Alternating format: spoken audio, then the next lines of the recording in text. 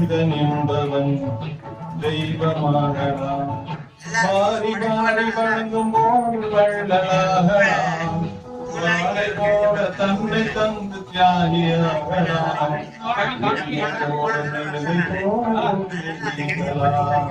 மனிதன் என்பவன் தெய்வமாகலாம், தெய்வமாகலாம்.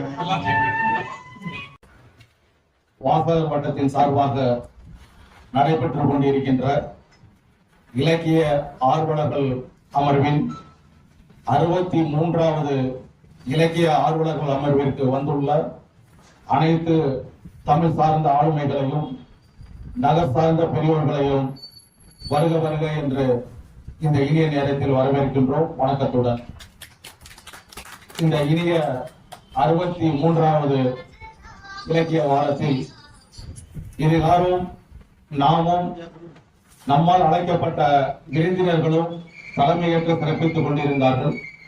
தற்பொழுது ஏறக்குறைய ஓராண்டுகள் நிறைவு பெற்று ஏறக்குறைய 10 வாரங்கள் கூடுதலாக சென்று கொண்டிருக்கின்ற நேரத்தில் நம்மிடம் முன்னரே தலைமையேற்று சிறப்பித்தவர்கள் இன்று வளர்ந்துள்ள நிலையில் இப்பொழுது தலைமை பொறுப்பில் அவர்கள் எவ்வாறு சிறப்புரை ஆற்ற இருக்கிறார்கள் என்பதை நாமெல்லாம் காண இருக்கின்றோம். வளர்ந்த நேரத்தில் நம்முடைய இலக்கிய ஆளுமைகளுடைய வெளிப்பாடும், வளர்ந்துவிட்ட நேரத்தில் நம்முடைய உரையின் வெளிப்பாடும் எவ்வாறு இருக்கின்றது என்பதை அனைவரும் கேட்க ஆவலுடன் இருக்கின்றோம். அந்த நிலையில் இன்றைய தினம் நம்முடைய சரித்திர ஆசிரியர், தஞ்சை ஒன்றுபட்ட மாவட்டத்தினுடைய இலக்கிய வாசகர் வட்டத்தினுடைய தலைவர், நம்முடைய பாசத்திற்கும் மரியாதைக்கும் உடைய ஐயா ராஜவேலு ஐயா அவர்களை தலைமையேற்று தரும்படி அன்புடன் கேட்டுக்கொள்கிறேன். பெருமக்களுக்கு முதற்கனே என்ற நன்றியை தெரிவித்துக் கொள்கிறேன். அண்ணாவை பற்றி பேச வேண்டும் என்று நான் தான் சொன்னேன். ஆனா அவரா சொல்லிட்டோமோ என்னமோங்கிற ஒரு ஃபீலிங் 2 நாளா உருவாயிடுச்சு. காரணம் என்னன்னா, நேற்று கூட என்னால எதுலையும் செயல்படுறதில்லை. நண்பர் ராமதாஸ் அங்கே தேர்தல் அலுவலராக இருந்த காரணத்தினாலே அங்கே மூத்த குடிமக்கள் பேரவையில் மத்தியானம் வரைக்கும் 3 மணி வரைக்கும் போயிட்டு அதுக்கும் பிறகும் பார்க்க முடியல. இன்னைக்கு காலையில வேறு விதமான சில நிகழ்வின் காரணமாக போக முடியல. இருந்தாலும் அண்ணாவை பற்றி பேசுகிற பொழுது எல்லாம் நான் பேசுறதை விட உங்களுக்கு எல்லாருக்குமே நல்லா தெரியும். சும்மா என்ன பேட்டையார் அப்படிங்கிற முறையில அண்ணாவை பற்றி சொல்றது முதல்ல நான் படிச்ச நான் எழுதியிருக்கிறேன். இந்த புத்தகத்துல தான் நிறைய எழுதியிருக்கிறேன் அண்ணாவை பற்றி. அப்படி எங்க மதுரை என்ன சங்கம் வளர்த்தது மதுரைன்னு சொல்லுவாங்க. அதே மாதிரி காஞ்சிபுரம்னா காலாட்டி, காஞ்சிபுரம் போனா காலாட்டி சாப்பிட விடாம, காஞ்சி கரையிலா காஞ்சின்னு பலவிதமான சிறப்புகள்லாம் காஞ்சி மாநகரத்துக்கு உண்டு. அப்படிப்பட்ட சிறப்புடைய காஞ்சி மாநகரத்தில் எல்லாம் அண்ணா அவர்கள் பிறந்தார். அவர் பிறக்கிறப்ப அவருடைய தந்தை நடராஜனுக்கும்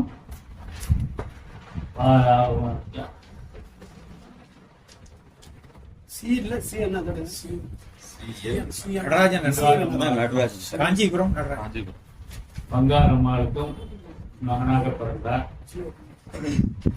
ஆனால் பங்காரம்மாளுக்கு மகனாக பிறந்தாரே தவிர அவரை வளர்த்தது பூராவும் அவருடைய சிற்றன்னை ராஜாமணி.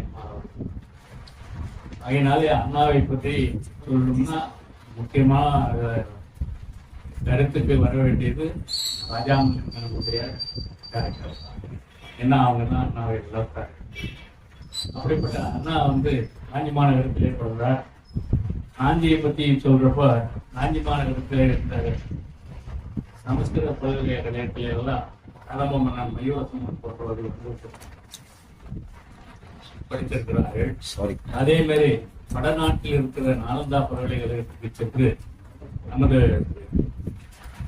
காஞ்சி மாநகரத்தைச் சேர்ந்த சர்மபாலன் போன்றவர்கள் பேராசிரியராக பணிபுரிந்திருக்கிறார்கள். இப்படிப்பட்ட சிறப்பு மிக்க காஞ்சி மாநகரத்திலே தான் அண்ணா பிறந்தார். அண்ணாவை பற்றி சொல்லணும்னா இனிமே நான் அவருடைய படத்தை பற்றி எல்லாம் சொல்லிட்டு இருக்க முடியல, நேரமும் இருக்காது. அதனால அண்ணாவினுடைய கருணை, அதாவது ஆங்கில புலமையும் அவருடைய தமிழ் புலமையும் எவ்வாறு என்பதை மட்டும் நான் எடுத்துக்கொள்ள ஆரம்பிக்கிறேன். முதல்ல என்னன்னா, அண்ணா வந்து முதல்ல செல்வந்தர் மீட்டிங்க்கு போறப்ப எழுதி வச்சுட்டு தான் படிச்சார். ஆங்கிலத்திலையும் தமிழிலையும் எழுதி வச்சுதான் அண்ணா படித்தார். ஆகையினால அது ஆனா பிற்காலங்களிலே அவருடைய செயல்கள் எல்லாம் மாறிவிட்டு தெரிந்து அனைவருக்கும் தெரியும். ஒரு கூட்டத்திலே அவர் அண்ணாதுரையாக இருந்தவர், ஒரு கூட்டம் பேசப்படுகிறது. அந்த கூட்டத்திற்கு ஏகப்பட்ட நண்பர்கள் பேசுவார்கள் என்று குறிப்பிடப்பட்டிருந்தது. ஆனால் அந்த கூட்டத்திற்கு யாருமே வரவில்லை. அண்ணாவை தவிர அந்த கூட்டத்திற்கு யாரும் வரவில்லை. அந்த கூட்டத்திற்கு தலைமை தாங்கியவர் கல்கி ரா கிருஷ்ணமூர்த்தி அவர்.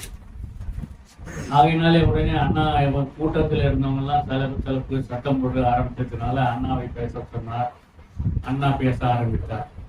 என்ன பேசினார்? மற்றவர்களுக்கு என்ன தலைப்புகள் கொடுக்கப்பட்டிருக்கிறதோ எல்லா தலைப்புகளையும் தானே எடுத்து எல்லா தலைப்புகளிலும் அண்ணா பேச. ஆகையினாலே தான் அந்த பேச்சாற்றலை கண்டுபிடித்த பிறகுதான் கிருஷ்ணமூர்த்தி அவர்கள் அண்ணாவுக்கு அறிஞர் என்ற பட்டத்தை வழங்கினார். இப்படி சிறப்புடைய அண்ணா அவர்கள் தன்னுடைய காலத்திலே ஏகப்பட்ட முயற்சிகளை எல்லாம் செய்திருக்கிறார்கள். உதாரணத்துக்கு அவருடைய ஒருத்தரவை அவர் அமெரிக்காவில் உள்ள ஏழு பல்கலைக்கழகத்துக்கு சென்றிருந்த பொழுது அவரை பார்த்து ஒரு மாணவன் கேட்டான், பிகாஸ் என்ற வார்த்தையை அனுபவித்து நீங்க ஒரு வார்த்தை சொல்ல முடியுமா அப்படி. பிகாஸ்னா என்ன காரணம் அப்படின்னா, பிகாஸ்னா ஏனென்றால்னா நான் வீட்டுக்கு போறேன், ஏன்னா சாப்பிட போறேன், வீட்டுக்கு அங்கேருந்து வருவேன், ஏன்னா சாப்பிட்டு வருவேன். இப்படி எல்லாம் நம்ம ஏனென்றால் என்பது மிடில் வார்த்தை. இது யாரு பேச முடியும் அப்படின்னு நினைச்சிட்டு அவனுக்கு கேட்டான். உடனே அண்ணா சொன்னார், because cannot be the beginning of a sentence, because we can continue. No sentence can begin with because. Because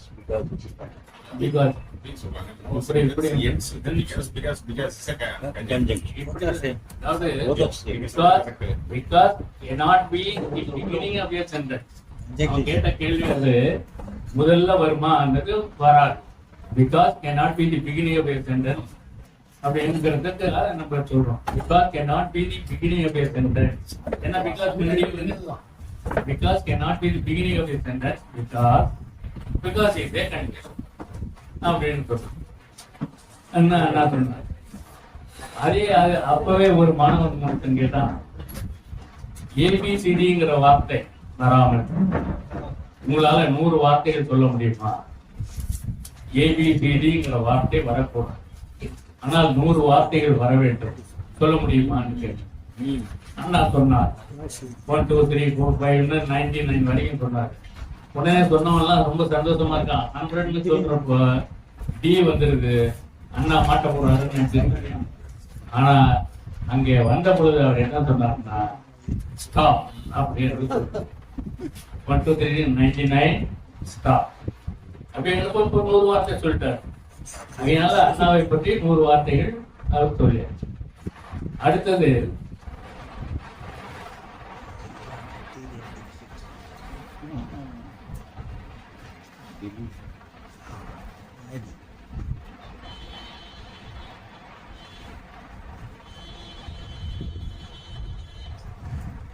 அப்புறம் இதே மாதிரி இருக்கிறப்ப அண்ணா பிரான்ஸ் இருந்தார். அப்போ ஒரு கேள்வி கேட்டார். என்ன சொன்னாங்கன்னா, அதாவது கம்ப்ளீட்ங்கிற வார்த்தையும் பினிஷ்ங்கிற வார்த்தையும் ஒன்றா அப்படின்னு எல்லாரும் என்ன சொன்னாங்க, இல்லை எல்லாம் ஒண்ணுதான்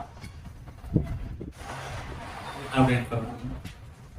என்ன ஒண்ணுங்கிறீங்க அப்படின்னு அண்ணாவை கேட்டான். அண்ணா சொன்னார், ஒருவன் திருமணம் செய்து கொண்டு நல்வாழ்வு வாழ்கின்ற பொழுது அவனுடைய வார்த்தை கம்ப்ளீட், அவனுடைய லைஃபு முடிவு, அதாவது நல்ல விதமா முடியுதுன்னா. அதே வேறொரு பொண்ணை திருமணம் செய்கின்றாக கெட்ட பொண்ணு இருந்தா அவனுடைய வார்த்தை முடிஞ்சு போச்சு அப்படின்னு சொன்னாரு. அடுத்தது அதிலேயே இன்னொரு வார்த்தையும் சொன்னார். முதலில் தன் கணவனை நான் தனக்குத்தான் உரியவனை என்று நம்பிக்கொண்டிருந்தவள் தன் கணவனை வேறொரு பெண்ணுடன் பார்த்தால் என்ன நடக்கும்னா அவனுடைய வார்த்தை கம்ப்ளீட்லி. இப்படி ஏகப்பட்ட வார்த்தைகள் எல்லாம் அண்ணாவிடம் இருக்கிறது. இதை நாம் உங்களுக்கெல்லாம் தெரிஞ்சதுதான், நான் தெரியாம சொல்றேன்னு நினைச்சுக்கிட்டு இருக்க கூடாது. உங்களுக்கு தெரிந்த வார்த்தைகள் தான் நான் சொல்லுவேன்.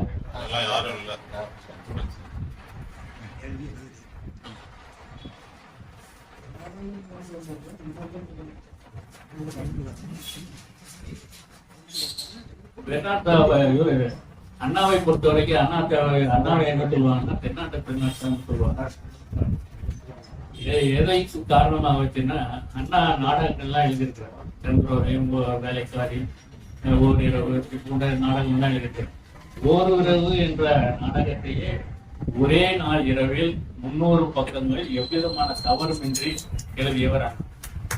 ஆகையினால எந்த விதமான தவறுக்கும் வழியில்லை. ஆகையினால்தான் ஓரிரவு அப்படி நாடகத்தை எழுதுறார். அதே மாதிரி பெண்ணாட்சாவும் ஏகப்பட்ட நாடகங்கள் எழுதியிருக்கிறார். தன்னுடைய 50-60 நாடகங்களை எழுதி அவ்வளவு நாடகங்களும் பின்காலத்திலே சினிமாவாக ஆக்கப்பட்டது. ஆகையினால்தான் அவரை என்ன பண்ணாங்கன்னா தென்னாட்டு பெண்ணாட்சா அண்ணாவை சொல்லுகிற பொழுது அவர் ஒரு தென்னாட்டுக்காரர், பெர்னாட்சாவை ஒத்தவர், ஆகையினாலே தென்னாட்டு பெர்னாட்சா என்று சொன்னார். அதே மாதிரி இன்னொன்று இவருக்கு ஒரு இது உண்டு. கடவுள் இல்லை கடவுள் இல்லைன்னு பெரியார் சொல்லுவார். அதுக்கிட்டே பெரியார் இல்லை கடவுள் இல்லை கடவுள் இல்லைன்னு சொல்றப்பவே பெரியாருக்கிட்டே போய் ஒருத்தவங்க 3 பேர் போனாங்க.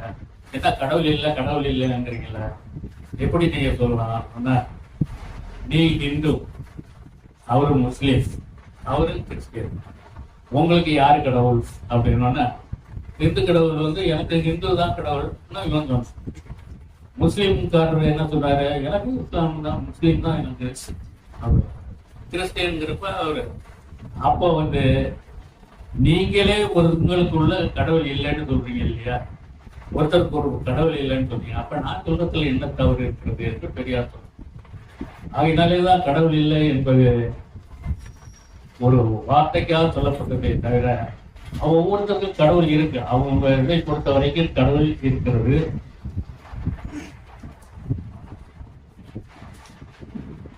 அப்புறம்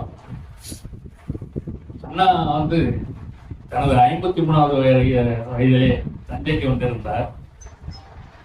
தஞ்சைக்கு வந்திருந்த பொழுது அண்ணாவுக்கு என்ன சொன்னார்கள் என்றால், ஏகப்பட்ட பொருள் வாங்கி 53 பொருளை வாங்கி அண்ணாவுக்கு கொடுத்தார்கள். அண்ணாவுக்கு கொடுத்த போது அண்ணா என்ன சொன்னார் என்றால், எனக்கு நீங்கள் இந்த பொருள்களை கொடுப்பது எனக்கு விருப்பம் இல்லை என்றாலும் நான் உங்களிடம் கேட்டுக்கொள்வது ஒன்றே ஒன்றுதான், அதை நீங்கள் செய்வீர்களே ஆனால் நான் என் ஆத்மா சாந்தி அடையும் என்று சொல்லி என்ன என்று கேட்டார்கள். நான் இறந்த பிறகு என்னுடைய கல்லறையின் மீது நீங்கள் 2 சொட்டு கண்ணீர் விடுவீர்களேயானால் அதுவே எனக்கு சிறந்த பரிசு அப்படின்னு சொன்னார். இப்படியெல்லாம் வாழ்ந்தவர் அண்ணா.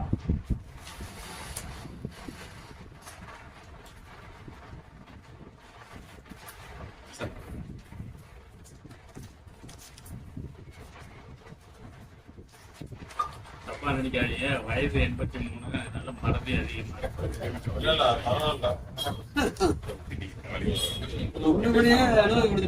பரவாயில்ல.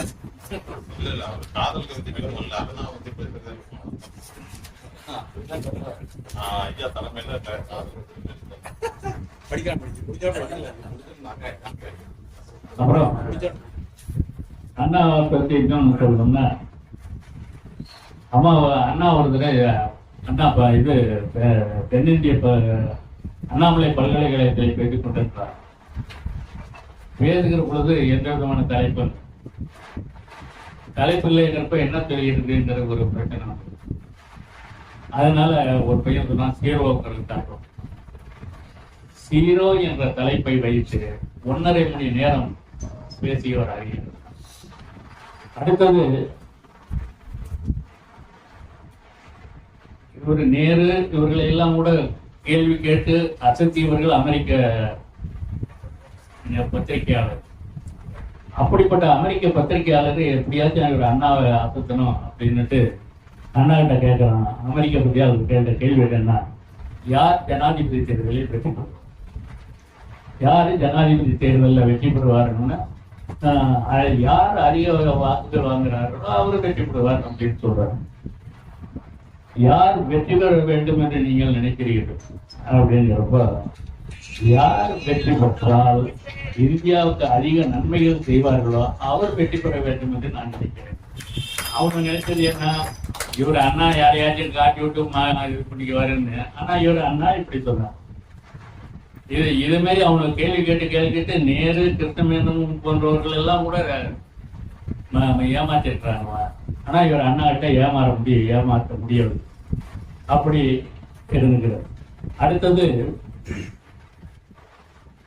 அண்ணா வந்து எந்த புத்தகம்னாக்கா உடனே படிச்சு முடிக்கிறதுல எந்த விதமான இது இருக்கு.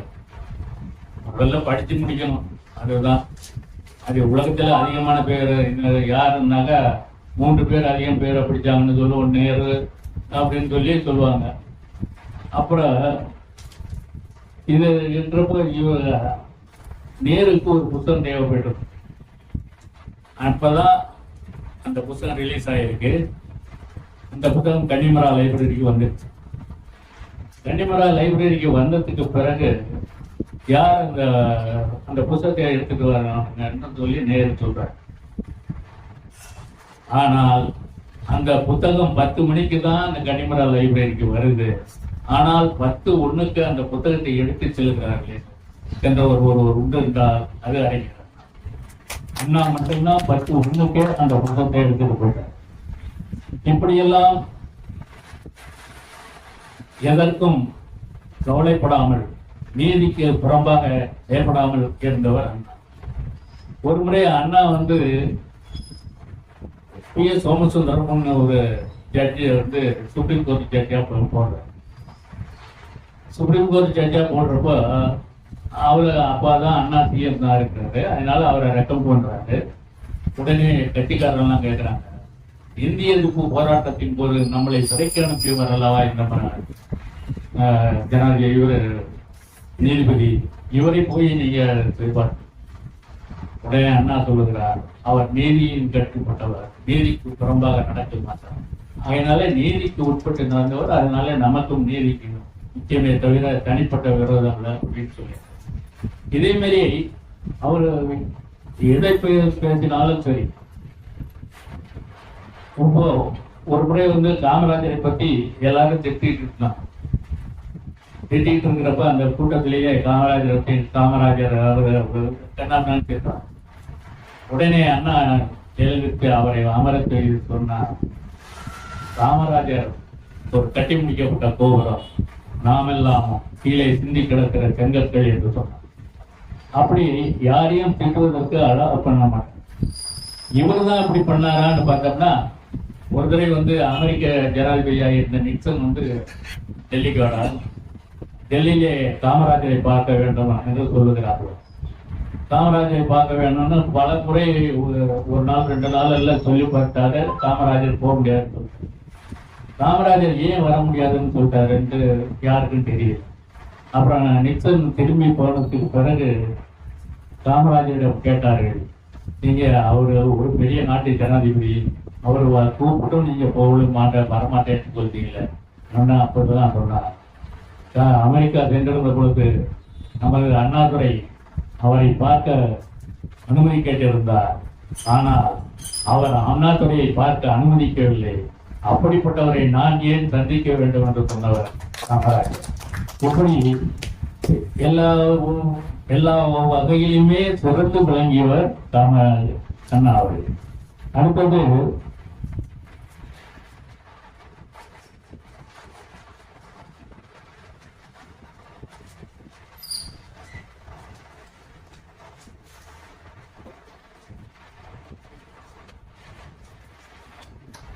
நேரங்களே கொஞ்சம் சீக்கிரம் முடிக்கலாம்னு நினைக்கிறேன். இதையும் பற்றி பார்க்க வேண்டியது. நிறைய நேரம் இருக்கு. 6:15 தானே.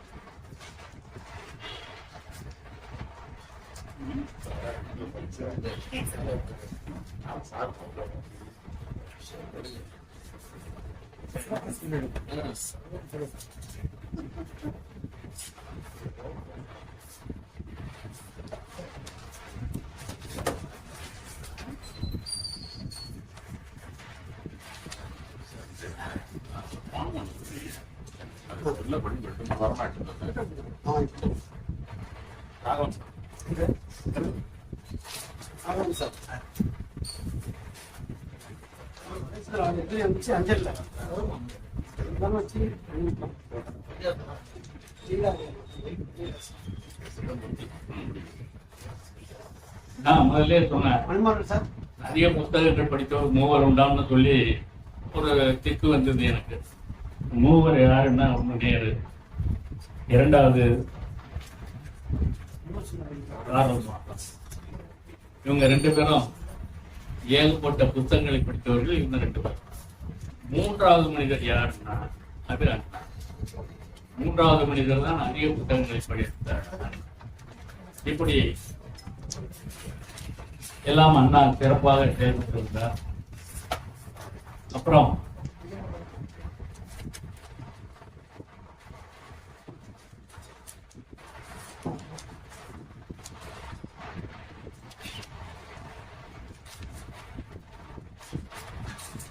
எல்லாருக்கும் பொறுமையா சோதிக்கிறேன்னு நினைக்கிறேன்.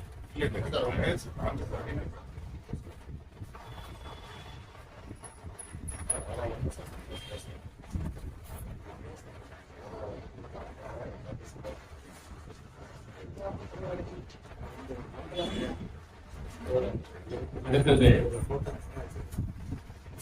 அனைத்து மாநிலங்களின் முதலமைச்சர்கள் மாநாடு டெல்லியில நடக்குது. டெல்லிக்கு போயிட்டு அண்ணா வெளியில வர அப்ப அமெரிக்க பத்திரிகையாளர் என்ன பண்றாங்கன்னா, என்ன பெரிய என்னமோ ஆங்கில புலமை பெற்றவர் சொல்றாங்க, இவரை சோதிச்சு பார்த்துருவோன்னு போய் அவர்கிட்ட பேசுறான். என்ன கேட்கிறாங்கன்னா, யூனோன்னு கேட்கிறேன். யூனோன்னா யுனைடெட் நேஷன்ஸ் ஆர்கனைசேஷன். உங்களுக்கு யூனோவை தெரியுமா? அண்ணா சொன்னாரு, I know you know, you know you know, I know you know you know, I know you know better then you know you know அப்படின்னு சொல்லுவார். அப்ப ஏண்டா கேள்வி கேட்டோம்னா ஆயிடுச்சோம். அப்படிப்பட்ட நிலைமையில ஆங்கில புலமை பெற்றவர் அறிஞர். இதான் கம்ப்ளீட்லி பினிஷ்ங்கிறத முதலே சொல்லிட்டேன். ஆகையினாலே பல நிலைமையிலையும் அண்ணா அவர்கள் சிறப்பு விளங்கினார்கள். அடுத்தது இன்னாத தனக்குன்னு எந்த செய்தாலும் அதற்காக கவலைப்பட மாட்டார்.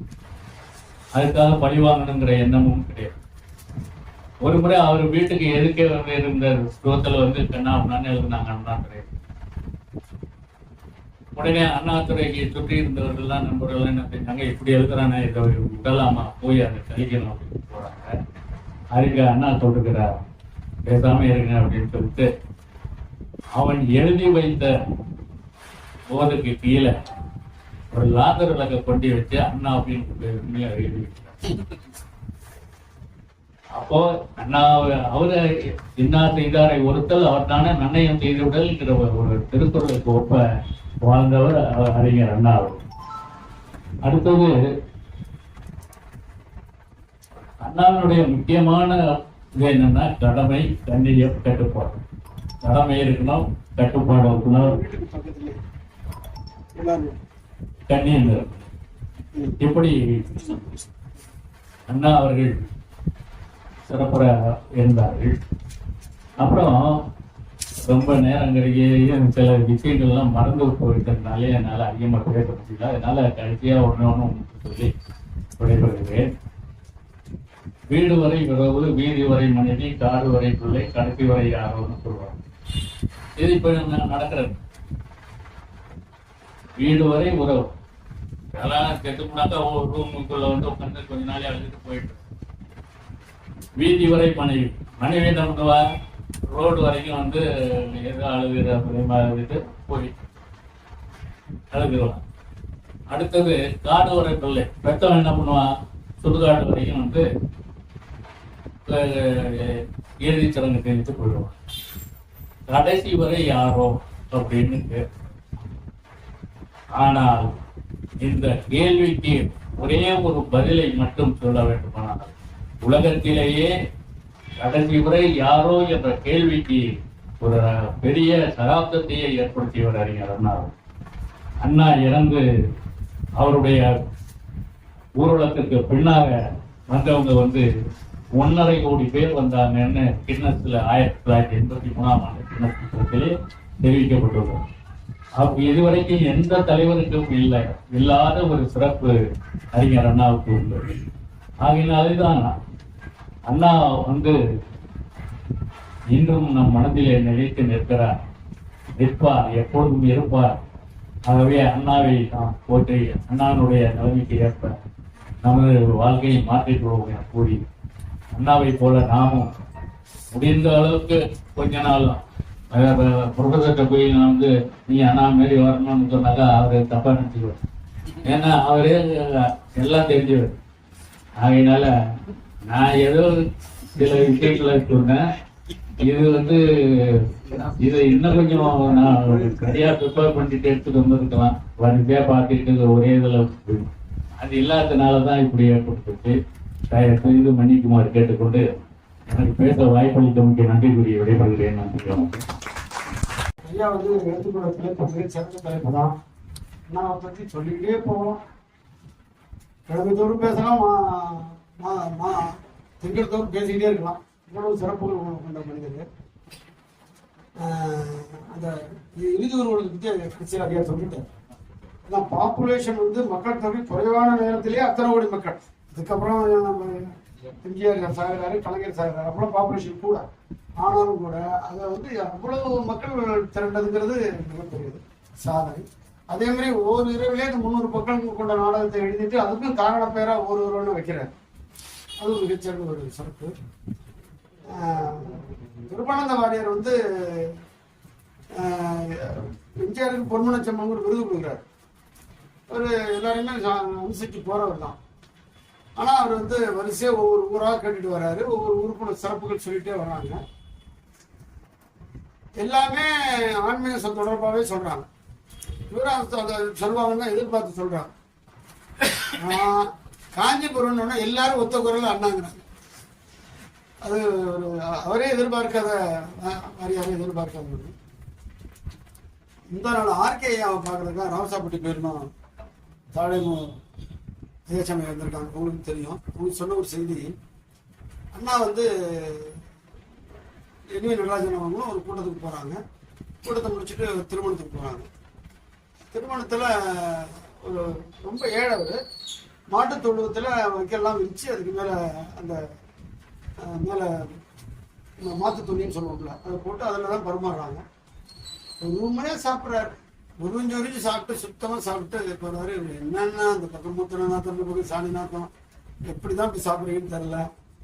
அப்புறம் புதுக்கூட்டம்னா 10 நிமிடங்கள் 15 நிமிடம் பேசிட்டு வந்துடுறீங்க. இங்கே வந்து 1 மணி நேரம் பேசுறீங்க. என்ன நடராஜன் கட்சி தொண்டர் அவரு. இங்கேதான் மகளிர் வர்றாங்க, பெண்கள் வர்றாங்க. அவங்கள்ட்ட தான் நம்ம கருத்துக்கள் போகணும். இதுல வந்து கூட்டத்துல பெரும்பாலும் எங்க பெண்கள் வரலாம், எல்லாம் வீட்டுல தானே இருக்காங்க. அதனால நம்ம தொடர்ந்து பேசிட்டு இருக்கோம். அவங்களுக்கு போய் சேர்ந்த விடயங்கள் தானே இங்கதான் நிறைய சொல்லணும். ரெண்டாவது, இவர் வந்து ரொம்ப ஏழ்மையா உள்ளவர். நம்மளை வந்து விருந்தமிழ் பண்ணும்போது அதை முழுமையா நம்ம சாப்பிட்டோம்னா அவர் மனது நிறையும். நம்ம வயிறு நிறைய அளவுக்கு அவர் மனது நிறையணும். தொண்டர்கள் என்ன ஏது நாடகம் கட்சி அப்படின்னா அதுமாரி அவரை பற்றி சிறப்புகள் நிறைய சொல்லணும். 2 நிமிடத்துக்குள்ள பேசுகிற குறிக்கோள் மற்றவங்கள்ட்டே விதைத்து நானும் அதை கடைபிடிக்கணும். இத்தோடு நிறைய செய்கிறது. நன்றி, வணக்கம். 63வது கூட்டத்துல 83வது அகவை வந்து அதாவது அண்ணா வந்து எதையும் மன்னிக்கக்கூடிய இயல்பான குணமுடையார். சிவாஜி கணேசன் வந்து வீரபாண்டிய கட்டபொம்மன் நாடகத்துக்கு தலைமையேற்ற கூப்பிடுறார். சரி வர்றேன்னு சொல்லிட்டாரு. சரின்னு நாடகத்துக்கு போறார். நாடகத்துக்கு போய் நாடகம் புரிஞ்சோம்னா அண்ணா பேசுறார். என்ன பேசுறாருன்னா, தம்பி எங்க இருந்த சிவாஜி எங்க இருந்தாலும் பாருங்க. அதற்கு என்ன அர்த்தம்? முதல் தடவை திராவிட முன்னேற்ற கழகத்துல வந்து அவர் காங்கிரஸ் கட்சிக்கு போயிட்டாரு. ஆகையினாலே நீ எங்க இருந்தாலும் பாருங்க அப்படின்னு அண்ணா சொன்னார். அதேபடி ஏகப்பட்ட விஷயங்கள் சொல்லலாம். நடந்து மறந்து போகுது. தமிழகத்தில் மிகப்பெரிய காப்பியங்கள், இலக்கணங்கள், அப்புறம் தொல்காப்பியங்கள், அது மாதிரி நிறைய இருக்கு. நிறைய என்ன நம்ம பேர் தெரியாத இலக்கியங்கள் நிறைய இருக்கு. ஆனா இந்த இருவரையும் தமிழ்நாடு இதுவரைக்கும் மறந்ததில்லை. இனிமேல் எத்தனை ஜென்மம் எடுத்தாலும் மறக்காது. 2 துருவங்கள், ஒன்று காமராஜ், இன்னொன்று அண்ணா. காமராஜ் வந்து ஏழைகளுக்காகவே இந்த நாட்டில் பிறந்து, தமிழ்நாட்டில் பிறந்து இன்றைய காலம் மட்டும் இல்ல, இன்னும் பிற்காலத்திலையும் ஒரு உணவில்லாத ஒரு ஏழை நினைத்து பார்த்தா அவன் முதலில் காமராஜர் தான் நினைக்க வேண்டும். அதுபோல தமிழ்நாட்டில் ஒருத்தர் படிப்பறிவு உள்ளவர் ஒருவர் பிற்காலத்தில் நினைத்தால் அவர் அண்ணாவை தான் நினைக்க வேண்டும். ஏன்னா இன்னைக்கு அண்ணா பேசின பேச்சு, அதனால் ஈர்க்கப்பட்ட தலைவர்கள், அதனால் உருவாகிய நூலகங்கள் தான். இன்னைக்கு இவ்வளவு நூலகங்கள் உருவாகி இருக்குன்னா அது அண்ணாவோட எழுத்தாற்றோடும் பேச்சாற்றலும் தான். அவரை ஃபாலோ பண்ணவங்க அதே மாதிரி எல்லாரும் படிக்கணும் அப்படின்னு. இந்த 2 குழுங்களுக்கும் ஒரே எண்ணம் தான். காமராஜர் படிக்காதவங்களெல்லாம் படிக்க வைக்கிறதுக்காக பள்ளிக்கூடம் கட்டினாரு. ஆனா படிக்கிறவங்களெல்லாம் அண்ணாவை பார்த்து நல்லா படிக்கணும் அப்படிங்கிற எண்ணம் உருவானுச்சு. அதனால நாம எத்தனை திருக்குறள்களோ இல்ல இலக்கியங்களோ என்ன படிச்சாலும் தமிழ்நாட்டு மக்கள் இந்த 2 மிக பெரும் காவியங்கள், அண்ணா ஒரு காவியம், காமராஜ் ஒரு காவியம், எக்காலத்திலும் நாம் அவரை மறக்க மாட்டோம் என்கிற ஒரு சிறிய செய்தியை இன்றைய நான் சொல்லிட்டு நினைவு கூறுகிறேன். அடுத்ததாக கவிதை, காதல் கவிதை ஒண்ணு எடுத்து பாரத ராஜா ரேஞ்சில கொண்டு வந்தேன். ஆனா இவர் ஒரு கேள்வியை கேட்டுவிட்டாரு. என்ன இன்னைக்கு அண்ணாவை பத்தி எழுதிட்டு வந்தீங்களான்னு. அந்த கேள்வி கேட்டதுனால அண்ணாவை பத்தி எழுதிட்டேன். அண்ணாவுக்கு எனக்கு நெருங்கிய தொடர்பு உண்டு. அவர் இறந்து போன அன்னைக்கு எங்க அம்மா அடிக்கடி சொல்லுவாங்க, அந்த எட்டனை காசை முடிக்கணும். ஆமா, என்னமா அண்ணாவோட நானும் சாக போற மாதிரி. இன்னைக்கு அவரு மாதிரி மேடையில அவரு குரல்ல பேசும்போது ரொம்ப பெருமையா இருக்கு. முகதுல்லா அண்ணன் ரொம்ப ரசிச்சு கேட்பாங்க, அண்ணா புகழ் பேசு அப்படின்பாரு. கடமை கண்ணியம் கட்டுப்பாடு அப்படின்னா நமக்கு அப்படியே முறுக்கேறின மாதிரி இருக்கும். அந்த அண்ணாவை பத்தி நீங்க உங்களாலதான் இந்த கவிதையை உடனே இந்த அண்ணா குரல்லே படிங்க. அவ்வளவு அண்ணா கொடுத்தா நாளைக்கு மட்டும். தலைப்பு அண்ணா, கடமை கண்ணியம் கட்டுப்பாடு. வேண்டாம், ரொம்ப ரிஸ்க் எடுக்க வேண்டாம். கடைசியில மறுபடியும் பேசுறேன். இதே கணியில தலைப்புல பேசுறேன். அண்ணா தலைப்பு கடமை கண்ணியம் கட்டுப்பாடு. இது அண்ணா காலம், அது அண்ணா காலம். கடமை கண்ணியம் கட்டுப்பாடு இது தம்பிகளின் காலம். தமிழ்நாட்டு மாணவிகள் அவரை அப்பா என்று அழைக்கிறார்கள். அந்த அயோக்கியனும் மாமா என்று அழைக்கிறான். மாநாட்டின் மகத்துவம் தெரியாதவர்கள் மாநாடு என்ற பெயரில் புத்தாட்டம் போடுகிறார்கள். மாநாட்டில் நாடகம் போடலாம், மாநாட்டையே நாடகமாக்குவது வேடிக்கை. அரசியல் இல்லாமல் இன்று ஆண்டவனும் இல்லை. அரசியல் என்பது ஆரோக்கியமானது. ஆரோக்கியமானவர்கள் அரசியலில் இல்லாமல் போவது அயோக்கியத்தனமானது. அரசியல் என்பது ஆரோக்கியமானது. ஆரோக்கியமானவர்கள் அரசியலில் இல்லாமல் போவது அயோக்கியத்தனமானது. அண்ணா நம்ம தனபால் சார பாராட்டுறாரு. இருக்கட்டும், அது எவ்வளவு செய்றீங்க, அண்ணாட்ட பாராட்டு பெறணும். மரத்திலே ஒரு கனி காய்ப்பு வழுப்பு பொங்கிக் கொண்டிருந்தது. யார் மணியில் அது விடுமோ என்று கவலை கொண்டிருந்தேன். நல்ல வேளையாக அந்த கனி என் பணியிலேயே விழுந்து விட்டது. விழுந்த அந்த கனியை எடுத்து என் இதயத்தில் பத்திரமாக வைத்துக் கொண்டேன். அதுதான் என் தம்பி தனவான கிருஷ்ணன். வாழ்க தம்பி, வாழ்க தமிழ்நாடு. 12,000 ரூபாயில் 12 கற்களை வைத்து நாடெங்கும் கட்டப்பட்டது கழிப்பறைகள். 12,000 ரூபாயில் 12 கற்களை வைத்து நாடெங்கும் கட்டப்பட்டது கழிப்பறைகள். இரண்டாவது, சாலையில் சரியான பள்ளம் சாலை போட்ட 2 நாட்களில். சாலையில் சரியான பள்ளம் சாலை போட்ட 2 நாட்களில் அணில் குஞ்சுகள் 2 ஆட்டம் போடலாம் அந்த இடத்தில். சாலைகள் முழுவதும் சலவை செய்யப்படுகிறது. 1 மாதமாய் வர்ணங்கள் அடித்து வரப்போகும் முதல்வரை வரவேற்க தங்க பிடி போட்ட பெருக்கை தயாராக இருக்கிறதா முக்கிய மந்திரி வீதியை பெருக்கும் விளம்பரத்திற்காக. கிழிந்து போன ஆடைகளை தைத்து கூர்மொழிங்கு போனது ஊசி. உடையை உலர்த்தி உடுத்தி செல்வதற்கு உற்ற நண்பனின் உடல் பயணம் போனது கல்லறை. கவிதையின் தலைப்பு புறக்கடை பொருட்கள் பேசுறோம். புறக்கடை பொருட்கள் பேசுறோம். வீட்டுக்கு பின்னாடி கொஞ்சம் புள்ளலா இருக்கும்ல, பொருட்கள். சரி, புறக்கடை பொருட்கள் பேசுறோம். அரிசி களைஞ்ச தண்ணியை காணோம், கை கால் அலம்பிய நீரை காணோம், 10 பாத்திரம் பழைய நீரும் காணோம். மாறாக பல்பசை கலந்த நுரை தண்ணி மூச்சு முட்டுது, தலை தைத்த நுரைப்பான் தண்ணி உயிரை எடுக்குது, ஷாம்பு நுரைப்பான். 10 பாத்திரம் துளக்கிய சோப்பு தண்ணி மூழ்க அடிக்குது. மனிதர்களில் உங்கள் நாகரிகம் எங்களுக்கு நரகம். புறக்கடை பொருட்கள் எங்களை புறக்கணிக்க வேண்டாமே. நன்றி. அனைத்து ஆளுநரையும் வணங்கி தெரிஞ்சதை சொல்லுங்க. அண்ணா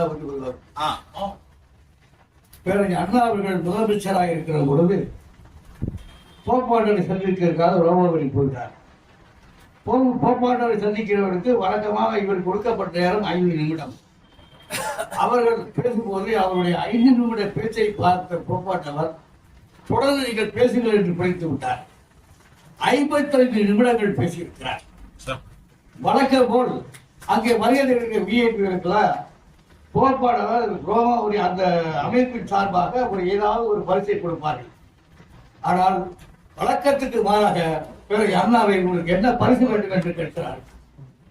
அப்போது அவர் சொல்கிறார், போர்ச்சுகீச நாட்டிற்கு உட்பட்ட கோவாவை விடுதலை செய்ய வேண்டும் என்று போராடிய மோகன் ரங்கனையை விடுதலை செய்ய வேண்டும். நீங்க உலக கத்தோலிக்க கிறிஸ்தவருடைய தலைவராக இருப்பதால் நீங்கள் உங்கள் ஆளுமையை பயன்படுத்தி அந்த நாட்டுக்கு அழுத்தம் கொடுத்து அவரை விடுதலை செய்ய வேண்டும். அதுதான் நான் வேண்டுகிற பரிசு கொடுக்கிறார். அவருடைய மனிதாபிமானம் இங்கே வெளிப்பட்டிருக்கிறது. அதை குறிப்பிட நான் இங்கே விரும்புகிறேன். கேள்விக்கு வருகிறேன். வாழ்வியல் நியதி தலைப்பு. வாழ்வியல் நியதி தலைப்பு.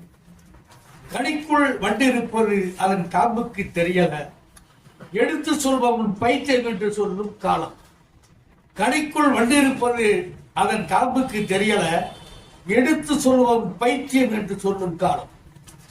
பூமி உருண்டை என்றவனை கல்லால் அடித்தது அன்று. பூமியை உருண்டை என்று சொன்னவனை கல்லால் அடித்தான் அன்று. புறப்பட்ட இடமே வந்தார், உண்மையை மனிதன் உணர்ந்தார். உலகமே என் காலடியில் என்றவன் 8 அடியில் புதைத்தான். உலகமே என் காலடியில் என்றவன் 8 அடியில் புதைத்தான். கோடியில் சொத்து சேர்த்தவன் விரும்பியல் உண்ண முடியவில்லை. கோடியில் சொத்தை சேர்த்தவன் விரும்பலையில் உண்ண முடியலை. நேர்மை இல்லாத வெற்றி உப்பில்லாத உணவாக இருக்கும். ராஜதந்திரம் என்றும் நிலைக்காது, ராஜ நீதியே உலகை வெல்லும். கடிக்குள் வண்டிருப்பது அதன் காம்புக்கு தெரியல, எடுத்து சொல்லுவன் பைத்தியம் என்று சொல்லும் காலம். நன்றி, வணக்கம். அழகமான கிளை நிலையத்திற்கு வருகை புரிந்துள்ள உயர்ந்த உள்ளம் வந்த அனைவருக்கும் என் பணிவான வணக்கங்கள். தலைப்பு கவிதையின் தலைப்பு சகல மாணவருக்கும். நம்ம எல்லோருமே சகல மாணவர்களுக்கும் எப்படி இருக்கிறோங்கிறதுதான். உறங்கிவிட்ட ஊரில் உள்ளம் தவித்தது உறங்குவதற்கு. இரவில் தான் பேய்கள் நடமாட்டமா, அம்மா அந்த ஜாமத்தில் சொன்ன வார்த்தை. மின்சாரமே காணாத எங்க இல்லத்தில் இரவு முழுவதும் அமாவாசை நடமாட்டம். புத்தக அலமாரி மட்டும் அடிக்கடி உருட்டு சத்தம் வருகின்றது, வந்து வந்து போகின்றது. பீட்சா பட வாழ்க்கை, அரும்பு வாசனையில் அருந்ததியின் சத்தம், சந்திரமுகியின் செல்செல் ஓசை, காஞ்சனாவின் காதல் பார்வையில் விழிகள் மூடினால் மொழி மட்டும் முனியாத மாயமாகி போகும் நிசப்தம், சாருலதாவின் பிரிக்க முடியாத மனம், திடுக்கிட்டு எழுந்த போது விடுபட்டு போகின்றது மனசத்தம். இரவு வெளிச்சமெல்லாம் அந்த கல்வன் யாரென்று காண முடியவில்லை. ஒரு நாள் இரவு அசதியில் உறங்கிவிட்டேன். ஆச்சரியமா, அதிசயமா, புத்தக அலமாரியை புரட்டி கொண்டிருந்தது ஒரு உடல். பயத்தில் விழித்த போது என் மனம் அலமாரி அருகில் நின்றது. உடல் மெத்தையில் கிடந்தது. அன்றிலிருந்து என் அலமாரியை பூட்டுவதில்லை. அந்த சத்தம் இப்போது வருவதில்லை. தொடரும் பேய் சத்தம் தொந்தரவு செய்வதில்லை. எனக்கு புத்தகம், சகலமானவர்களாகிய உங்களுக்கு என்ன. நன்றி. எல்லாரும் ஒருவர் ஆக தமிழ்த்தாங்க ஒரு நூல் சொல்லியிருப்பார். அது 5ஆம் வகுப்பு 6ஆம் வகுப்பு. நடை வளர்ப்பும் உடை வளர்ப்பும் துடைசால் கழுப்பின் வளர்ப்பும் வளப்பல்ல, என்னோடு சேர்ந்த எழுத்தின் வளப்பே வளர்ப்பு அப்படின்னு சொல்லியிருப்பார். அந்த வரிகள் எனக்கு 5ஆவதுலேயே எனக்கு உதயமானது. அப்பயே சும்மா வாயிலான அப்படின்னு சொல்லிட்டு போவேன். அப்போ என்னை பாட வைப்பாங்க. அது எனக்கு ஞாபகப்படுத்தினால பற்றி சொல்லி அண்ணாவும் பாரதியும் அப்படின்னு தலைப்பு எழுதியிருக்கேன்.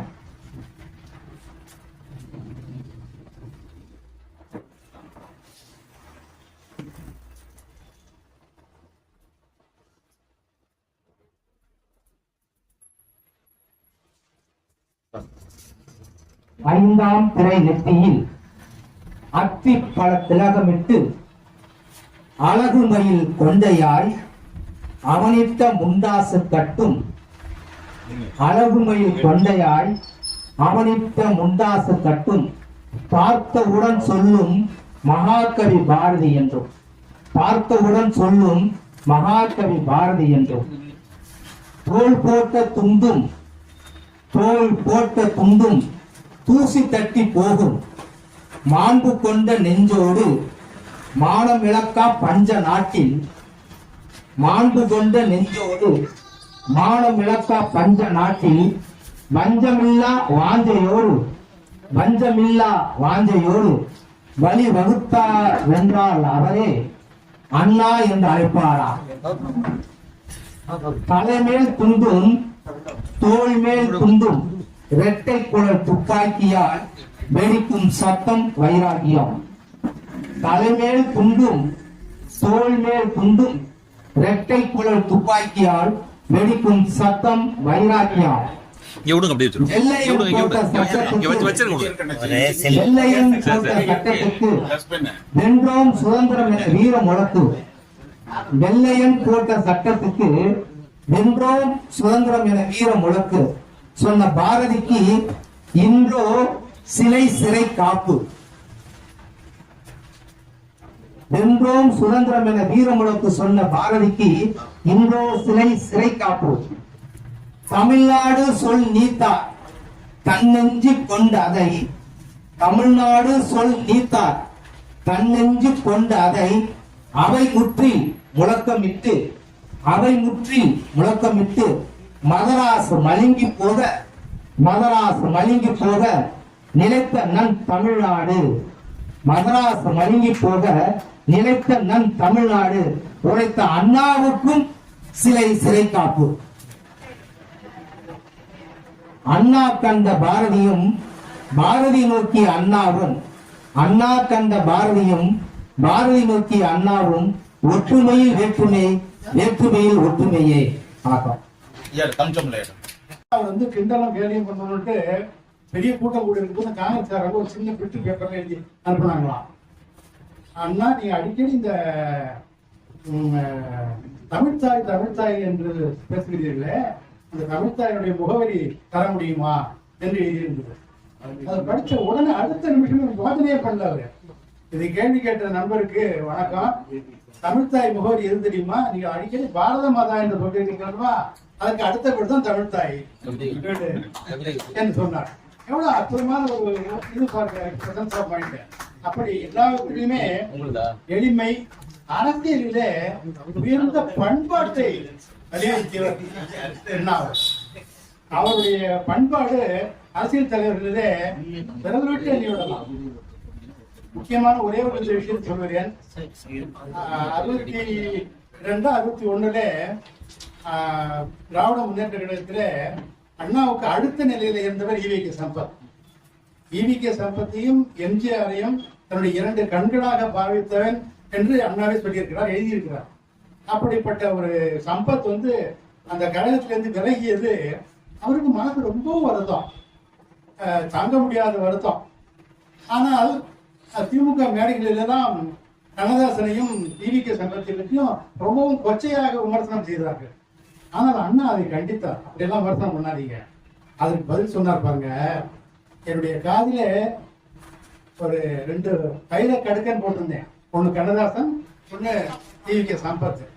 காது கொஞ்சம் புண்ணாகி இருக்கிறது என்பதனால அந்த வைர கடுக்கன்களை கழுவி கீழே வைத்திருக்கிறேன். காதுக்கு குணமானதும் எடுத்து போட்டுக்கொள்வேன். எப்படிப்பட்ட ஒரு உயர்ந்த பண்பாடு பாருங்க. அதாவது எதிலுமே எப்போதுமே ஒரு பண்பாடு. பெருந்தலைவர் காமராஜர் அவர்கள் குடியாத்தத்திலே ஒரு இடைத்தேர்தலில் நின்றார். அவர் நின்றுதான் முதலமைச்சர் ஆக வேண்டும். அப்பொழுது திமுகவுக்கு ஒரு வேட்பாளர் நிறுத்தாமல் குணாளனே வருக, குணக்குன்றே வருக என்று காமராஜரை ஆதரித்து அவரை வெற்றி பெற செய்த மிகப்பெரிய ஒரு அரசியல் பண்பு கொண்டவர் அண்ணா. எல்லாமே கடைசியான ஒரே ஒரு இது, அறுவை சிகிச்சை முடிச்சு ஒரு 2 நாள் தான் வீட்டுல ஓய்வு எடுத்துட்டு இருக்காரு. டிவியில பாக்குறாரு, ஒரு படம் ஓடிட்டு இருக்கு, ஒரு பாட்டு ஒண்ணு வருது. அப்போ தில்லா நம்ம படம் வந்த கொஞ்சம் புதுசு, நடந்தானா உடலும் உள்ளதும் நடந்தானா என்று. அந்த பாட்டை கேட்ட உடனே அவருக்கு ஒரு கண் கலங்கி விட்டார். அப்புறம் அடுத்த நாள் இந்த காஞ்சி பத்திரிகையில எழுதினார், இந்த பாட்டு என்னோட எனக்காகவே தம்பி கண்ணதாசன் எழுதியதோ என்று நான் உணர்கிறேன் என்று. படித்த கவிஞர் உடனே அண்ணா அவர்கள் வீட்டிற்கு ஓடி போய் அவருடைய கால்களை கட்டிக்கொண்டு கதையை எழுதியிருக்கிறார் பாருங்க. ஆகா, அதுதான் மனிதாவை. அண்ணா, உண்மையிலேயே உங்களை நினைத்துதான் நான் அந்த பாட்டையே எழுதினேன். நீங்கள் நலம் பெற வேண்டும் என்பதுதான் என்னுடைய நோக்கம். உங்களுடைய வாழ்த்துதான் தான் இருக்கிறேன். அவர் இன்னும் சொன்னாரு, 1961, 62 நம்முடைய கவிஞர் கண்ணதாசனுக்கு மிகவும் நெருக்கமான நண்பர் நடேசன் என்று ஒரு தயாரிப்பாளர், டைரக்டர், எம்ஜிஆருக்கும் வேண்டியவர். ஒரு நாள் கவிஞரை பார்த்து, கவிஞரை நான் நேற்று எம்ஜிஆர் பார்த்தேன், 15-20 நாள் தொடர்ந்து காட்சி கொடுத்திருக்கிறார், உடனே ஒரு படம் நாம் தயாரிக்க வேண்டும், அதுக்கு இங்குதான் கதைவசனம் பாடல்கள் என்று சொல்லிவிட்டார். அப்படியா, ரொம்ப சந்தோஷம்னு சொல்லிட்டு உடனே பாடம் எழுத ஆரம்பிச்சு 10 நாள் எழுதி முடிச்சிட்டாரு. எழுதி முடிச்சு இந்த படம் தொடக்க விழா அன்றைக்கு ஒரு பாடல் பதிவாகிறது. அந்த பாடல் பதிவானதை கேட்டுவிட்டு எம்ஜிஆருக்கு அவ்வளவு சந்தோஷம். அப்பொழுது இந்த கேசட் எல்லாம் கிடையாது, ஒரு ரெக்கார்ட் பிளேயர்ல அந்த ரெக்கார்ட் பண்ணிட்டு இந்த பாட்டை எடுத்துட்டு நேரம் அண்ணா வீட்டுக்கு போறார். அந்த தொடக்க விழா முடிஞ்ச உடனே அது அண்ணாவோட போட்டு காமிக்கிறாரு. அவருக்கு அவ்வளவு மகிழ்ச்சி. உடனே எம்ஜிஆர் சொல்றாரு, தம்பி கண்ணதாசனை போய் கூட்டுற சொல்லுங்க, ஒரு ஆள் அனுப்பி அப்படின்னு. நேரம் உடனே போய் ஸ்டுடியோவுக்கு போய் ஆளை அழைச்சிட்டு வந்துட்டாங்க. அப்படியே கண்ணதாசனை கட்டி பிடிச்சி, தம்பி 100 மேடைகளில் நான் பேசுவேன், அதை நீ 3 நிமிட பாடல்களே சொல்லிவிட்டாய். அந்த 100 மேடைகளில் நான் பேசுவதெல்லாம் காற்றோடு போய்விடும். ஆனால் உன்னுடைய பாட்டு மட்டும் 50 ஆண்டுகளுக்கு மேலாக நிலைபெறும் இந்த தமிழகத்திலே. அந்த பாட்டு தான் அச்சம் என்பது மடமையடா, அஞ்சாமை திராவிட மடமையடா என்கின்ற அந்த பாட்டு. 60 ஆண்டுகள் ஆகிவிட்டது அந்த படம் இன்றைக்கும் அந்த பாட்டை கேட்டுக்கொண்டிருக்கிறோம். அப்படிப்பட்ட ஒரு பண்பாடு உள்ள ஒரு தலைவர். அவரை நினைவு கூறுவது நம்முடைய கடமை. நன்றி, வணக்கம். பொருள் தந்தம் இணையான் உருவு கண்டு எல்லாமே வேண்டும், உருவெல் வேருக்கு அச்சாணி அன்னாருடைய. அண்ணா குறித்து சில நிகழ்வுகள், சில நினைவுகளை பகிர்ந்துள்ளார். அண்ணாவுடைய அந்த ஏழ் பல்கலைக்கழக வருகை பதிவேட்டில் கையொப்பம், அந்த வருகை பதிவேடு குறிப்பேடு இந்த அளவுக்கு இருக்கும், அவங்க வீட்டுல மாட்டிருக்காங்க. அண்ணாவுடைய அந்த அறிவு புலமையினால் எங்களுடைய உறவுகள் அத்தனை பேருக்கும் அந்த அண்ணா பேர் வர மாதிரியே வச்சிருப்பாங்க. அந்த அளவுக்கு அண்ணாவோட மறைவுக்கு போனது நிதி பெற்று எஞ்சி வந்ததுல என்னுடைய உறவுகளும் உள்ளடக்கம். எனக்கு அண்ணாவுக்குமான தொடர்பு என்னன்னா, பேருந்துல திருக்குறள் எழுதுகிற குழுல மக்களுக்கு எளிமையா வாசிக்கும் போதே பொருள் புரிய வேண்டும் என்கிற அடிப்படையில் அந்த தேர்வு குழு இடம்பெற்ற மதுரை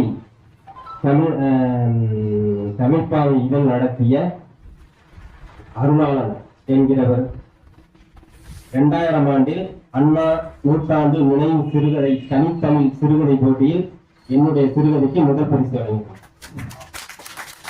தஞ்சாவூரை களமாக வைத்து இடர் விளக்கிய சுடர் என்று எழுதியிருந்தேன்.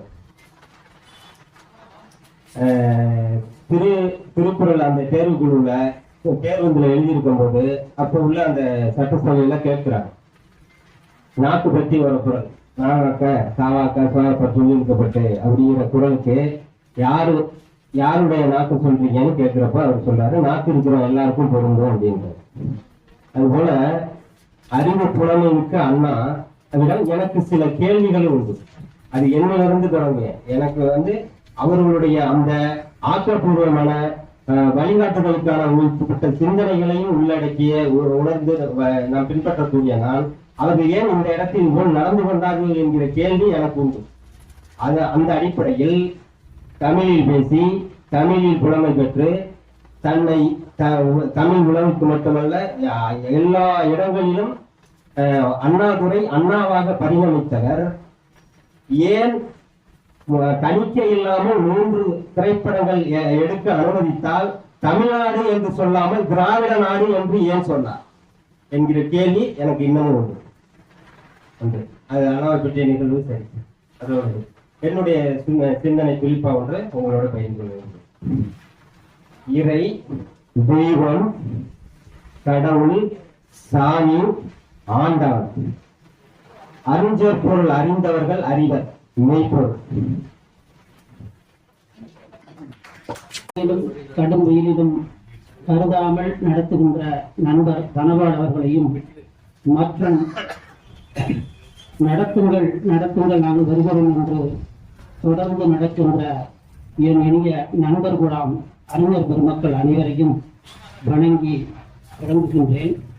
அறிஞர் அண்ணாவை பற்றி எழுதுவதற்கு நம்முடைய அண்ணா இங்கே தலைமையேற்றிருப்பதால் அண்ணாவை பற்றி ஒரு 4 வரி.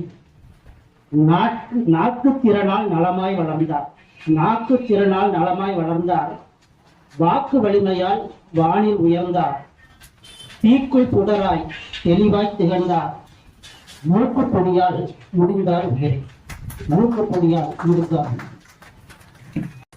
தாத்தா படிக்கும் பாடல்.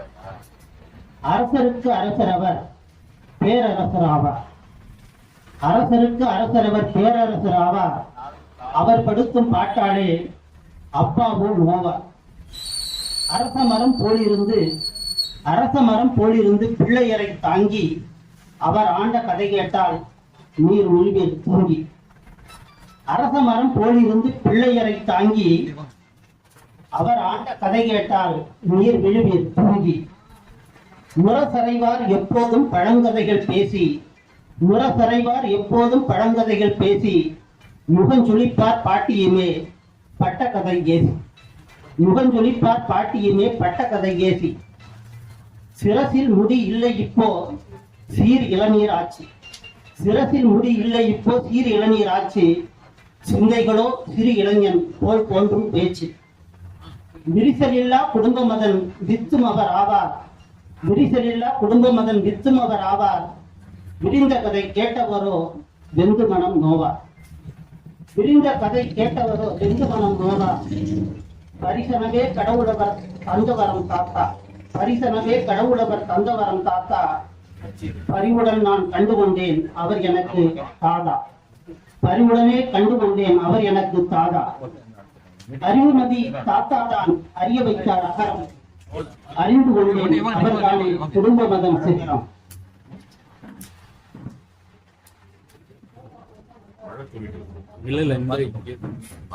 அறிவுமதி தாத்தா தான் அறிய வைத்தார் அகரம், அறிந்து கொண்டேன் அவர் தானே குடும்பமதன் சிகரம். பரிவுடனே கைப்பிடித்து பாடசாலை விடுவார், பண்புகளை சொல்லி மனப்பாத்தியிலே நடுவார். பேரன்சை குறும்பெல்லாம் பெரிதல்ல காண்பீர், பேரன்சை குறும்பெல்லாம் பெரிதல்ல காண்பீர், பெருசு அது செய் குறும்போ பெரும் குசும்பு என்பீர். ஆரன்சை வாகனம் போல் அனுதினமும் ஒழிக்கும், ஆரன்சை வாகனம் போல் அனுதினமும் ஒழிக்கும், ஆற்றல் இன்னும் இருக்குதுன்னு அப்பப்போ கெளிக்கும், ஆற்றல் இன்னும் இருக்குதென்று அப்பப்போ கெளிக்கும். நேரத்துடன் சாப்பாடு நித்தம் இரு காப்பி, நேரத்துடன் சாப்பாடு நித்தம் இரு காப்பி, காரசாரம் குறைஞ்சாலும் கடுப்பு முகம் காட்டும். பேரனுக்கு கதை என்று பெரிய கதை உரைக்கும், பேரனுக்கு கதை என்று பெரிய கதை உரைக்கும், பெயர் மாற்றி தன் கதையே பிரியனுடன் விரிக்கும். நேரத்தில் உறங்காது நீட்டி உடல் படுக்கும், நேரத்தில் உறங்காது நீட்டி உடல் படுக்கும், முத்திரையில் எழுந்தெழுந்து நீர் கழிக்க நடக்கும்.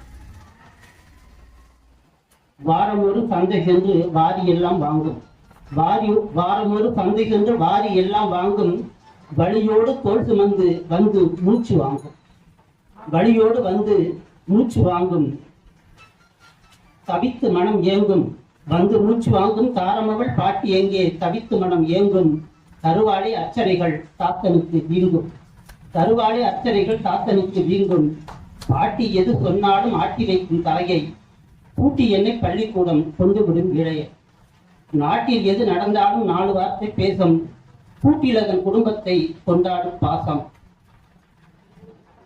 ஆட்டி வைக்கும் எண்ணெய் மட்டும் அறிவுரைகள் சொல்ல, ஆட்டி வைக்கும் எண்ணெய் மட்டும் அறிவுரைகள் சொல்ல, அடங்கவில்லை நான் என்றால் அடிவிழுமே மெல்ல. அப்பனாக்கா என் மேலே கையை வச்சா போதும், அப்புறம்பா எனக்காக அவரோடு மோதும். யாத்திரைகள் போவதென்றால் எழுந்து நிற்கும் முன்னே, மாத்திரைகள் போடுவதை மறந்து சொக்கும் பின்னே, சாத்திரங்கள் எல்லாமும் அத்துப்படியாகும், காத்திரமாய் உடல் இருந்தால் காத வழி போகும். நேத்திரங்கள் திறன் இழக்க நீண்ட பார்வை தொல்லை, பாத்திரமோ தாத்தா போல் பாரிலெங்கும் இல்லை, பாத்திரமோ தாத்தா போல் பாரிலெங்கும். நாயன்மார்களின் எண்ணிக்கை 63. இப்போது நடக்கும் கூட்டத்தின் எண்ணிக்கையும் 63. அந்த வகையில இது மாதிரி தொடர்ந்து நடத்துகின்ற அந்த யாகத்தை வேள்வியை செய்கின்ற நம்முடைய தனபாலகிருஷ்ணன் அவர்களுக்கு நன்றி. ராசபத்மநாபன் 2 கவிதை படிச்சிருக்கிறாரு. ஒரு கவிதை விமர்சனத்தை பற்றி எல்லாம் சொன்னாங்க, ஒன்றுமே இல்லை. ஒரு கவிதையை கேட்கும்போது அதன் உருவம், 2வது உள்ளடக்கம், 2 பத்தியுமே 2 வரி சொல்லிட்டாலே போதும். இவரை பற்றி சொல்லனாக்கா உருவத்தை பொறுத்த வரைக்கும் மரபு கவிதைகள் பெரும்பாலும் எல்லோரும் எழுதுவதையே விட்டுவிட்டார்கள். இவர் ராசபத்மநாபனை பொறுத்த வரைக்கும் அரபு குதிரைகளின் அதிவேக ஓட்டத்தில் மரபு கவிதைகளை மணித்துளைக்கும் கொடுக்கும் ஆற்றல் மிக்கவர் ராசபத்மநாபன். அத புதுக்கவே எழுதுவார். அதுல நிறைய ஐக்கூக்கள்லாம் நிறைய பரிசுகள்லாம் வாங்கியிருக்கிறாரு. 2மே, அதாவது அப்துல் ரஹ்மான் ஆகட்டும், வைரமுத்தாகட்டும், மேத்தாவாகட்டும், மீராவாகட்டும், சிற்பி பாலசுப்ரமணியமாகட்டும், புதுக்கவிதையில் வென்றவர்கள் அனைவருமே மரபு கவிதைகள் தேர்ச்சி பெற்றவர்கள் தான். அந்த வகையில தான் இவருக்கு மரபு கவிதை நல்லா வருது. அண்ணாவை பற்றி அற்புதமாக நாக்கு, வாக்கு, தீக்குள், மூக்கு, பொடி அப்படின்னு அந்த நயத்தோடு சொல் நயத்தோடும் பொருத்தமாகவும் பாடுங்க. சொல் நயத்துக்காக பொருத்தமற்ற சொற்கள்லாம் சேர்க்காம 4 பேர் நடத்தின்னு சொல்லியிருக்கிறாரு. பொதுவா சும்மா அவைக்கு தான் சொல்றேன், யாருக்கும் பதிலெல்லாம் சொல்ல, ஒவ்வொருத்தருக்கும் ஒவ்வொரு கருத்து இருக்கும். திராவிடம் என்பது ஒரு காலத்தில் நிலப்பரப்பை குறித்தது. இப்போது அது ஒரு சித்தாந்தத்தை குறிக்கிறது. அண்ணாவும் அந்த சித்தாந்தத்தின்படிதான் நடந்தார். திராவிடம் என்பது ஏதோ தமிழ்நாடு, கேரளம், கன்னடம், ஆந்திரம் இதெல்லாம் தனியா திராவிடமா இருக்கணுங்கிற எண்ணம்லாம் இல்லை. திராவிடம் என்பது ஆரியம் என்கின்ற ஒரு சித்தாந்தத்திற்கு எதிரானது. அதனாலதான் திராவிடம் பேசிட்டு இருக்கோம். திராவிடம் தமிழுக்கு எதிரானது அல்ல. திராவிடர்கள் மாதிரி தமிழை வளர்த்தவர்கள் வேற யாரும் கிடையாது. திமுக மாதிரி அவர்தான் முதலில் சென்னை ராஜதானி என்று இருந்ததுக்கு தமிழ்நாடு என்று பெயர் வைத்தவர் அவர்தான். அதனால தமிழுக்கு திராவிடர்கள் எதிரானவர்கள் அல்ல என்பதை இந்த அவைக்கு தெரிவித்துக் கொள்ள விரும்புகிறேன். இந்த கவிதையை பொறுத்த வரைக்கும் ரொம்ப அற்புதமான கவிதை. அண்ணாவை பத்தி, பெரியாரை பத்தி, தலைவர்களை பத்தி எல்லாம் எழுதுங்க. ஆனால் நமக்கு உள்ள ஹீரோ நம்ம குடும்பத்து உறுப்பினர்கள் தான். தாத்தா பற்றி எழுத வேண்டும், அப்பாவை பற்றி. யாரு நமக்கு மிகப்பெரிய ஹீரோ அப்படின்னா ஒவ்வொருத்தருக்கும் அவங்க அப்பா அல்லது தாத்தா தான் பெரிய ஹீரோவா இருக்கணும். ஆனா துரதிருஷ்டவசமாக நம்ம சினிமா நடிகர்கள் பார்த்தா இப்ப சொல்லிட்டு இருக்கோம் ஹீரோனாக்க. அப்பா தாத்தா தான் உண்மையிலேயே குடும்பத்தின் ஹீரோக்களாக இருக்கின்றார்கள். வயதின் காரணமாக சிலது ரொம்ப அறிவுரை சொல்றாருல பார்த்தீங்கன்னா பெருசு பேரன்கள் மகன்கள் செய்கின்ற தவறுகளை பெருசுபடுத்தக்கூடாது. அப்படி படுத்தினால் பெருசு படுத்தாது என்றுதான் சொல்வார்கள். தாத்தா தான் தாதாவாக அவர் பண்ணியிருக்கிறாரு. ரொம்ப அற்புதமான கவிதை.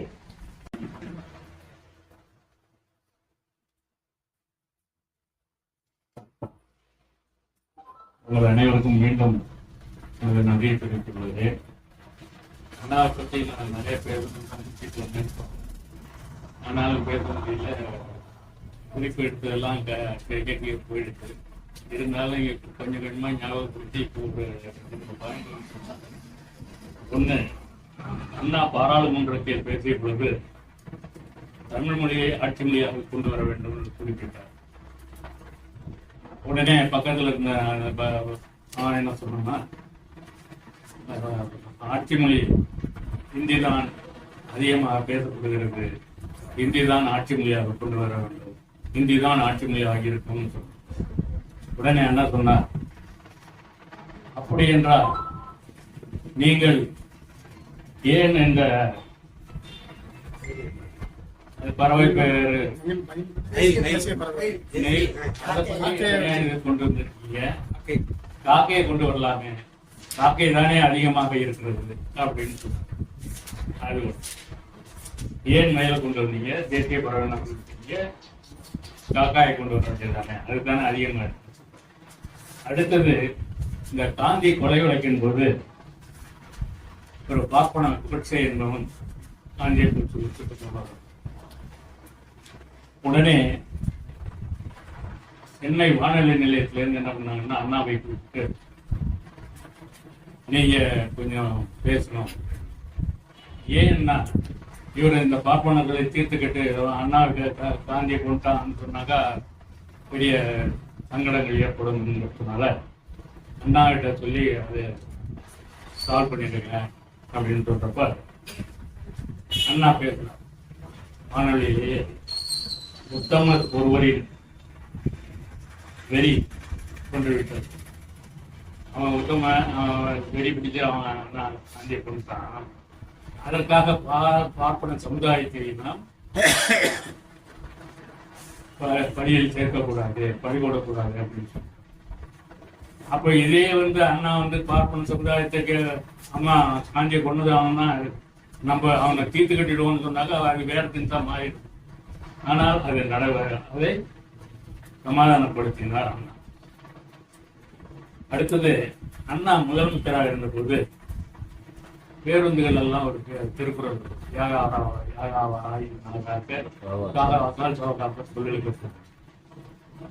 அது ஒருத்தர் கேட்கிறான், கேட்கிறப்ப இது யாருக்காக எழுதுறது அப்படின்னு சொன்ன, அது அவன் கண்டக்டர் பஸ்ஸை நிப்பாட்டுறதுக்காக சொன்னான்னா அவங்க கண்டக்டர் மேல கோபப்பட்டதா இருக்கும், டிரைவர் கிட்ட பிடிச்சிருந்தோம்னா டிரைவர் மேல கோபப்பட்டதா. ஆகையினால அண்ணா ஒரே வார்த்தையில் சொன்னா, நாக்கு உள்ளவர்கள் அனைவருக்குமே இருக்கும். அப்படியே அண்ணாவினுடைய. அடுத்தது, பாலங்கோட்டையில இருக்கிறப்ப பாளையங்கோட்டைக்கு அண்ணா இருக்கிறார். ஒரு பெண்மணி அண்ணாவை பார்க்க வர்றாரு. ஆனா காவல்காரெல்லாம் விடல. உடனே அண்ணா சொல்கிறார், அந்த பெண்மணியை உள்ள அனுப்ப. உள்ள வந்து அவர் சொல்றார், நான் வாஞ்சிநாதனின் மனைவி, எனக்கு 50 ரூபா இப்போ கொடுக்குறாங்க, ஆனால் 50 ரூபாய் எனக்கு போறவில்லை அப்படின்னு சொல்றேன். உடனே அண்ணா என்ன சொல்றாருன்னா, அண்ணாவுக்கு அவரை அறியாமலே அண்ணாவின் கண்ணிலே கண்ணீர் தோன்றியது. உடனே அவர் அனைத்து மகளிருக்கும் அதாவது அந்த 50 ரூபாயை உயர்த்தி கொடுக்கறதுக்கு ஏற்பாடு பண்ணார். அடுத்தது ஒரு தடவை அண்ணா இதுக்கு நியூயார்க் போயிருந்தப்ப விமான நிலையத்துல மணிமண்டபம் போய் இறங்குறாரு. அண்ணாவை பார்த்தோன்னா அண்ணா அண்ணான்னு எல்லாம் ஏகப்பட்ட சத்தம், இந்த பக்கமும் சத்தம் இந்த பக்கமும் சத்தம்.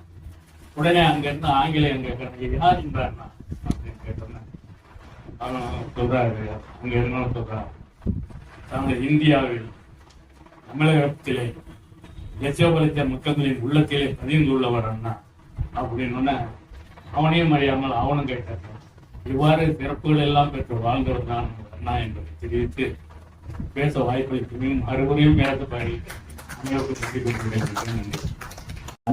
இன்னைக்கு ஒரு அர்ஜென்ட் வணக்கம். அனைத்து தெரிவித்து இந்த கூட்டம் 63வது நமது வாசகர் கூட்டம் வந்து மிக சிறப்பாக நடைபெற்று வருகிறது. அதற்கு நிர்வாகிகளுக்கு நன்றி தெரிவித்துக் கொண்டு மற்ற நம்மெல்லாம் அதுக்கு ஒத்துழைப்பு கொடுத்து நன்றி கொண்டிருக்கிறதும் நம்ம உறுப்பினர்களுக்காக நானும் உங்களுக்கு நன்றி செலுத்துகிறது. உதயம் நன்றி. இன்னைக்கு அண்ணாவை பற்றி சிறப்பான உரை வாசகர் கூட்ட தலைவர் சொன்னாங்க. அண்ணாவும் காமராஜரும் இரு காவியங்கள். உண்மையிலேயே ஏழைகளுக்காக சிந்தித்தவர்கள் 2 பேருக்கே தான். அந்த வகையில் அண்ணாவுடைய வளர்ப்பு மகன் MBBS முடிச்சுட்டு ஃபர்ஸ்ட் வீட்டுக்கு வர்றாரு.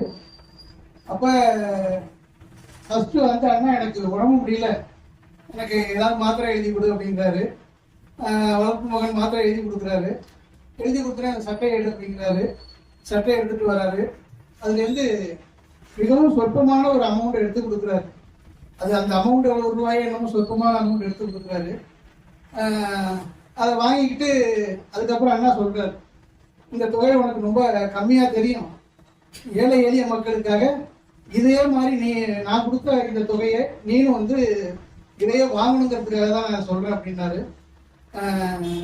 அது ஒரு ஏழைகளுக்காகவே சிந்தித்தவர் அண்ணாங்கிறதுக்கு ஒரு சாட்சி.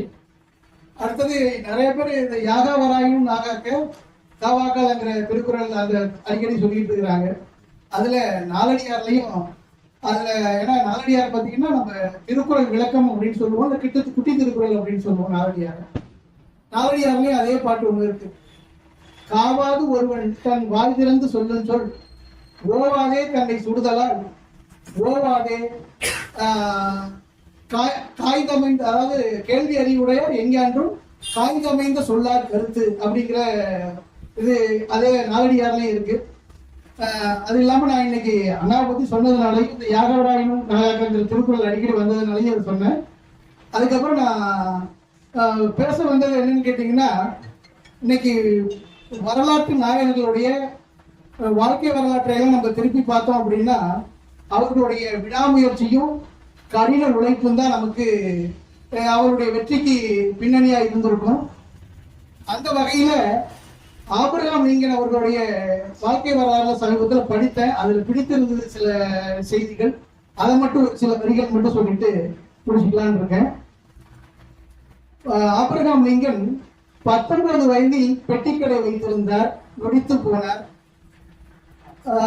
20 வயதில் மதுபான கடை ஒன்றை திறந்தார், இருப்பதை எல்லாம் இழந்தார்.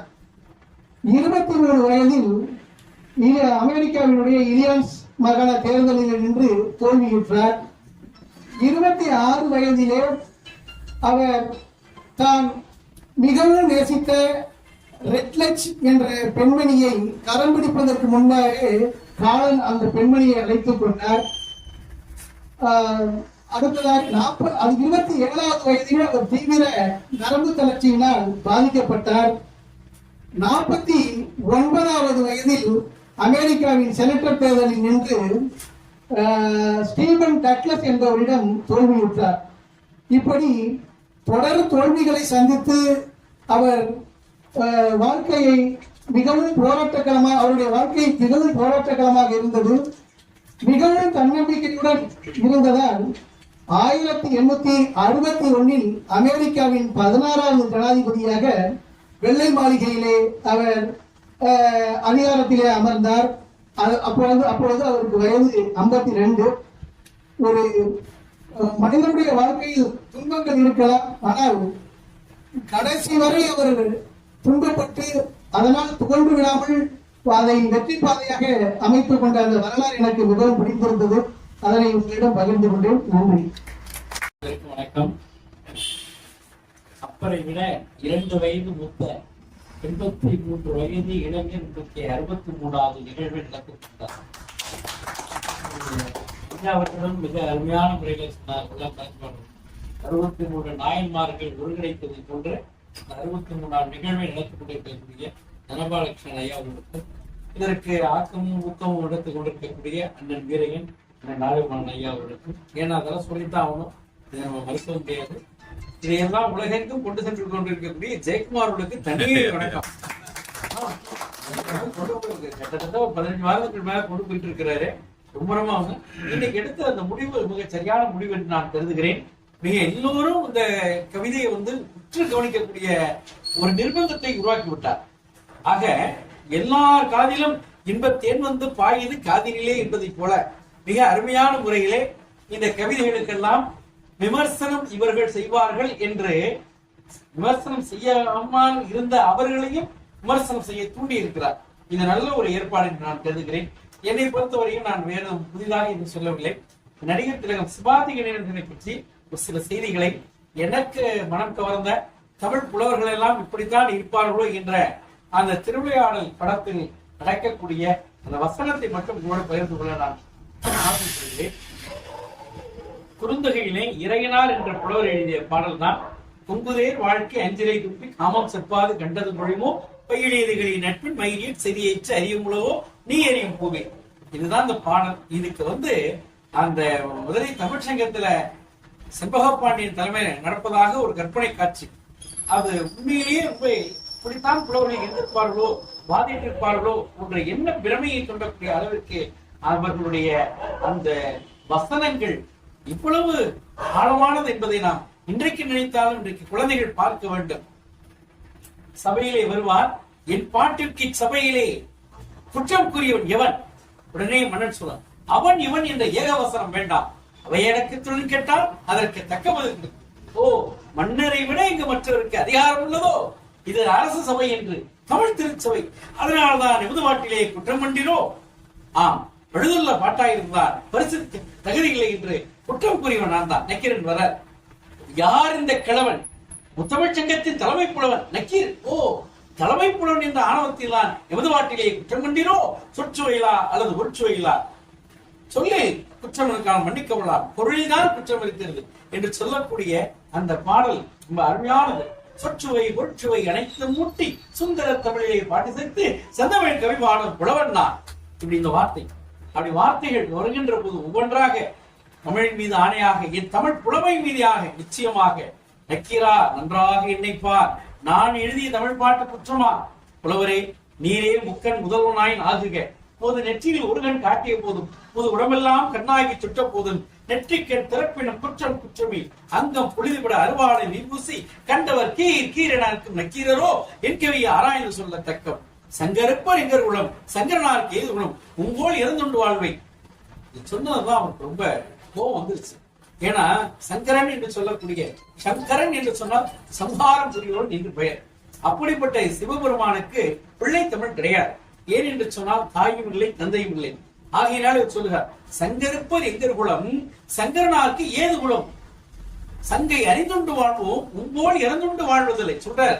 நாங்கள் பரதவர் குலத்தில் பிறந்தவர்கள், ஆனால் உண்மை போல் உச்சாந்தேவி உச்சாரணாராக நீ உருவேற்று நீ பிச்சையத்தை அல்லவா என்று சொன்ன உடனே சிவபெருமானுக்கு கோபம் வந்ததாக பின்னால் வரக்கூடியவர்கள் அதை விதந்து சொல்வார்கள். ஆனால் எது எப்படியாக இருப்பினும் தமிழ் புலவனை அடையாளம் காட்டக்கூடியதாக ஏற்பி நாகராஜனுடைய படம் இருக்கிறது என்பதை சொல்லி வாய்ப்பு கொடுத்த அத்தனை பேருக்கு நன்றி. ரொம்ப ரொம்ப சுருக்கமா முடிச்சுக்கிறேன். ஜோக்கு சொல்லிட்டுமா சார் சொல்றதுனால ஏமா சீரியஸா போயிட்டு ஜோக்ஸா மாத்திடுவாங்க. ஒண்ணு இல்லைங்க, ஒரு டாக்டர்கிட்ட மனோதத்துவ டாக்டர்கிட்ட ஒரு இளைஞன் போறாரு. டாக்டர், எனக்கு கனவா வந்துகிட்டு இருக்கு, இதுக்கு ஏதாச்சும் தடுக்கிறதுக்கு வழி சொல்லுங்க அப்படிங்கிறாரு. டாக்டர் கேட்குறாரு, உனக்கு கல்யாணம் ஆகிடுச்சா? இன்னும் இல்லை டாக்டர். சரி, உடனே கல்யாணம் பண்ணிக்க. சரி, கல்யாணம் பண்ணிக்கிட்டாக்க கனவு வராதா டாக்டர்? இல்லை, கல்யாணம் பண்ணிக்கிட்டா உனக்கு தூக்கமே வராது. கனவு என்பது அடிமனதின் ஆசை, கனவு என்பது ஆழ்மனதின் அச்சம். கனவுக்கும் அர்த்தம் இருக்கிறது. அடகு கடையே உன் கனவில் வருகிறதா? பள்ளி கட்டணம் உன் பிள்ளைக்கு கட்ட கடைசி நாள் வந்து விட்டதா அர்த்தம். நாம கட்டியே உன் கனவில் வருகிறதா? நம்பினி பணம் போட்ட நிதி நிறுவனம் கம்பியிட்ட போவதா அர்த்தம். மிக்சி அரைப்பதே உன் கனவில் வருகிறதா? நிச்சயம் உன் தலையில் மிளகாய் அரைப்பார்கள். தாயக்கட்டை உன் கனவில் வருகிறதா? கொடுத்த பணத்தை திரும்ப கேட்டால் உருட்டும் பதிலே கிடைக்க போகிறது. உருட்டும் பதிலே கிடைக்க போகிறது. இன்னோவா கார் உன் கனவில் வருகிறதா? இன்னொரு கட்சிக்கு நீ தாவ போகிறாய். முதியோர் இல்லங்கள் உன் கனவில் வருகிறதா? உன் பிள்ளைக்கு விரைவில் திருமணம் நடக்கும். டாலருக்கு இறக்கை முளைப்பது போல் கனவா? ரூபாய் மதிப்பு மேலும் மேலும் சரிய போவதாய் அர்த்தம். ஜல்லிக்கட்டு காளையோடு மல்லு கட்டுவது போல் கனவா? மகா பிடாரி ஒருத்தி உன் மனைவியாய் அமைந்தார். அண்டாவில் அல்வா கிண்டுதல் போல் கனவா? அண்டாவில் அல்வா கிண்டுதல் போல் கனவா? பட்ஜெட் நாளை பாராளுமன்றத்தில் தாக்கல் செய்ய போகிறார்கள். உன் ஆட்காட்டி விரலை வெட்டுவது போல் கனவா? உன் ஆட்காட்டி விரலை வெட்டுவது போல் கனவா? வாக்காளர் பட்டியலில் உனது பெயரை நீக்கப் போகிறார்கள். நன்றி. ஒரு சின்ன செய்தி. விமானத்தில் பெரும்பாலும் பயணித்திருப்போம். விமானத்தில் கொடுக்கும் உணவு சுவையற்று இருப்பதாக பெரும்பாலும் ஒரு கருத்து நிலவுகிறது. அது நமது உடல் தான் இதற்கு காரணம், உடல் தான் இதற்கு காரணம் என்று ஆய்வில் அறிக்கை சொல்கிறது. அதன் முதல் காரணி நேரத்தில் அறிமுகத்தை சுருக்கமாக சொல்கின்றேன். தரையில் இருக்கும் காற்றை விட விமான கேபினில் காற்று சுமார் 15 விழுக்காடு வறண்டு இருப்பதால் அந்த உணவின் சுவை அறிவ தன்மை நமக்கு உடம்பில் சரியாக இல்லை. சில சமயங்களில் பாலைவனத்தில் இருக்கும் காற்றை விட விமான கேபினில் காற்று வறண்டதாக இருக்கும். இத்தகைய சூழலில் நமது சுவை மற்றும் வாசனையை உணரும் சக்திகள் நம்மிடமிருந்து விலகி சென்று விடுவதால் சுவை குறைந்து காணப்படுகிறது. இரண்டாவது காரணி, தரையை விட கேபினில் அழுத்தம் மிகவும் குறைவாக இருக்கிறது என்பது நமது சுவை உணரும் திறனில் மாற்றங்கள் ஏற்படுவதற்கு இரண்டாவது காரணியாகும். கேபினில் அழுத்தம் குறைவாக இருப்பதால் வாசனைகளை கண்டறிவதில் பிரச்சனை ஏற்படும். நமது ரத்தத்தில் உள்ள ஆக்சிஜனின் அளவும் குறைந்துவிடும். இதன் விளைவாக உடலில் இருக்கும் ஆல்ஃபாக்டரி ரிசப்டார்கள் என்ற ஒரு, அதாவது நிறத்தை அறிவது அந்த நிறமிகள் அந்த உணர்வு திறன் கொண்டதாக மாறி, குறைந்த உணர்வு திறன் கொண்டதாக மாறி வாசனையை உணரும் திறன் பாதிப்பதால் நமக்கு அந்த உணவின் சுவை முழுவதுமாக உணர முடியவில்லை. மூன்றாவதாக, விமானங்களில் சத்தம் அதிகமாக இருக்கும் என்பதுதான் சுவை உணரும் திறன்களில் மாற்றங்களை ஏற்படுத்தும் மூன்றாவது காரணியாகும். இத்தகைய காரணங்களால் தான் நம்மால் உணவின் சுவையை சரியாக உணர முடியாமல் உணவு நமக்கு பிடிப்பதில்லை. இதனால் நிறைய பேர் அதை தவிர்க்கிறார்கள். இருந்தாலும் உணவு கட்டணம் வாங்கப்படுகிறது என்று உண்மையை படித்தேன், பகிர்ந்து கொண்டேன். நன்றி. அனைவருக்கும் வணக்கம். அறிஞர் அண்ணாவை பத்தி சொன்னாங்க, ஐயா சொன்னாங்க. ஒரு ராமதாஸ் ஐயா பேசும்போது போப்பாண்டவரை சந்திச்ச நிகழ்வு சொன்னாங்க. அதோட தொடர்ச்சி ஒரே ஒரு செய்தியை சொல்லி, அண்ணாதுரை அவர்கள் போப்பாண்டவரை பார்க்கும்போது அவர் முதல்ல ஒரு 5 நிமிடம் தான் அவருக்கு நேரம் ஒதுக்கிறார்.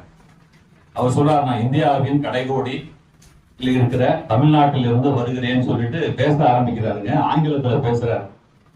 அண்ணாதுரை பேச பேச அவருக்கு ஒரு ஆச்சரியம், இப்படியும் ஒரு மனுஷனால ஆங்கிலத்துல பேச முடியுமா? இதுவரைக்கும் அவர் இது மாதிரியான ஒரு ஆங்கில இதே பேச்சை கேட்டதில்லை. அவர் மயங்கி போய் இன்னும் பேசுங்க பேசுங்க பேசுங்கன்னு சொல்லிட்டே இருக்காருங்க. ஐயா சொன்ன மாதிரி 55 நிமிஷம் பேசுறாரு. அசந்த பேராரு போப்பாண்டவர். இது மாதிரி இது வரைக்கும் நம்ம கேட்காத ஒரு பேச்சு இன்னைக்குதான் முதல்ல கேட்டிருக்கோன்னு அவர் அந்த மகிழ்ச்சி பெருக்கெல்லாம் சொல்றாரு. உங்களுக்கு என்ன வேணும் சொல்லுங்க, உங்களுக்கு தான் தரணும்னு நினைக்கிறேன், நீங்க என்ன வேணும்னு கேளுங்கன்னா உங்களுக்கு உடனே செய்யறேன்னு அவர் சொல்றாரு. அப்பதான் அவரு மோகன் ரானடே, இந்த கோவாவோட சுதந்திர போராட்டத்திற்காக பாடுபட்ட ஒரு வீரர் மோகன் ரானடே, இதுல எனக்கு ராஜமாணிக்க சாக்கில் ஒரு பெருமை பெற ஒரு விஷயம்னா அவர் ஆசிரியர் தான் மோகன் ரானடேங்கிறவரு. அவர் அந்த சுதந்திர போராட்டத்துல புடிச்சு அவரை போர்ச்சுகீஸ் இதுல போடுறாங்க. அப்புறம் வந்து கோவாவுக்கு சுதந்திரம் கிடைச்சிருதுங்க. சுதந்திரம் வாங்கினதுக்கு அப்புறமா இருந்தாலும் போர்ச்சுகீஸ் சிறையில இருக்காங்க. இன்னும் அதுல வேதனையான நிகழ்வு என்னன்னா, கோவா மக்களே அந்த மறந்து போடுறாங்க. நமக்காக ஒருத்தன் போராட்டம் ஜெயில இருக்காங்கிறதே மறந்துடுறாங்க. அவங்க அந்த ஆளு ஜெயில இருக்காரு. அப்பதான் அண்ணாதுரை சொல்றாரு, எனக்காக செய்யணும்னு நினைச்சீங்கன்னா இந்த போர்ச்சுகீஸ் சிறையில இருக்க மோகன் ரானடே விடுதலை பண்ணுங்க. ஏன்னா நீங்க தான் கிறிஸ்துவ மதத்துக்கு நீங்க தான் தலைவர். நீங்க சொன்னீங்கன்னா அந்த அரசாங்கம் இருக்கும். நீங்க விடுதலை செய்ய சொல்லணும்னு அவர்கிட்ட கோரிக்கை வைக்கிறார். உடனே அந்த கோரிக்கை அவரு ஏத்துக்கிறாரு. இருந்தாலும் அந்த நடைமுறை சிக்கல்கள்ல கொஞ்சம் காலதாமதம் ஆயிடுது. மோகன் ரானடே வந்து விடுதலை செய்யும் போது அண்ணாதுரை இறந்து போயிறாரு. கோரிக்கை வச்சுட்டு இங்க இந்தியா தமிழ்நாடு வந்ததுக்கு அப்புறம் சிறிது காலத்துல இறந்து போயிறாருங்க. மோகன் ரானடே சிறையில இருந்து டெல்லி விமான நிலையத்துல வந்து இறங்கும் போது இந்திரா காந்தி அப்ப பிரைம் மினிஸ்டர் அவங்க போய் நேரா வரவேற்கிறாங்க. மோகன் ரானடே கேட்ட ஒரே கேள்வி, நான் அண்ணாதுரையை பார்க்கணும், முதல்ல நான் தமிழ்நாட்டுக்கு போகணும்னு சொல்றேன். அப்பதான் இந்திரா சொல்றாங்க, இல்ல அவர் இறந்துட்டாரு சொன்னோடனே அங்கேயே அழுதுறாங்க. நான் அண்ணாதுரையை பார்க்க முடியாட்டியும் பரவாயில்ல, அண்ணாதுரை சமாதிக்கு போகணும்னு சொல்றாங்க. அதனாலே அங்கிருந்து தமிழ்நாட்டுக்கு வந்து சென்னையில வந்து அண்ணாதுரை சமாதியில உட்கார்ந்து அழுதுட்டு போயிருக்காரு. அந்த அளவுக்கு கோவா மக்களே மறந்த ஒரு தலைவரை சிறையிலிருந்து மீட்டு கொடுத்த பெருமை அண்ணாதுரை அவர்களே சாரும் என்று கூறி இந்த வாய்ப்புக்கு நன்றி கூறி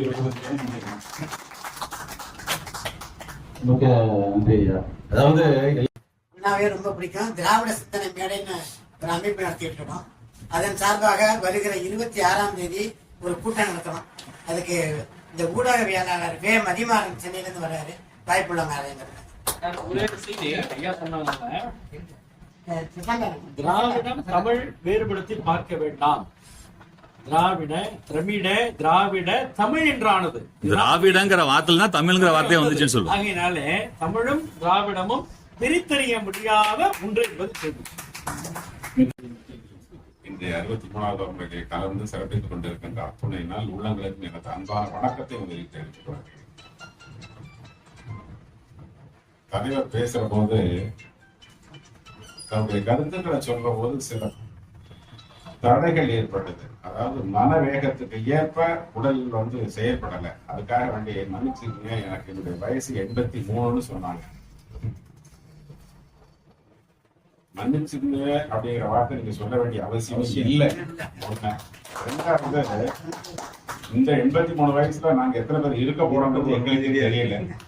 நீங்க நடந்து யூரின் பாஸ் பண்ணிட்டு வந்து உட்காருங்க, அந்த நிலையிலேயாவது நீங்க இருக்கீங்க. அதுக்காக உண்மையிலேயே மகிழ்ச்சியா இருக்கு. நீங்க இன்னும் நீண்ட நாள் வாழணும், சிறப்பா வாழணும், பலமா வாழணும்னு இந்த நல்ல நேரத்துக்கு கேட்டு மகிழ்கிறேன்.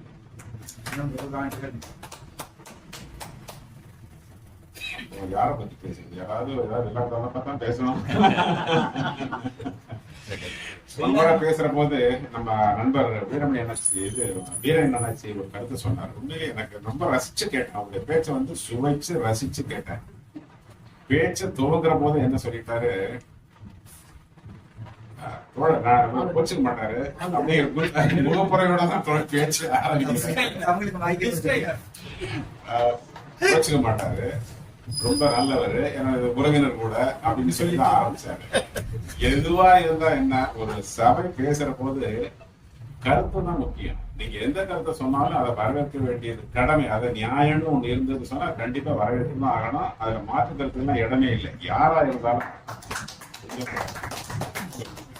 என்ன சொல்ற கருத்துல வந்து நீங்க ஒரு ஆங்கிள் அதை நோக்கி இருப்பீங்க, மற்றவங்க வேற ஆங்கிள் நோக்கி இருப்பாங்க. அவ்வளவுதான் வித்தியாசமே ஒழிய கருத்துல வந்து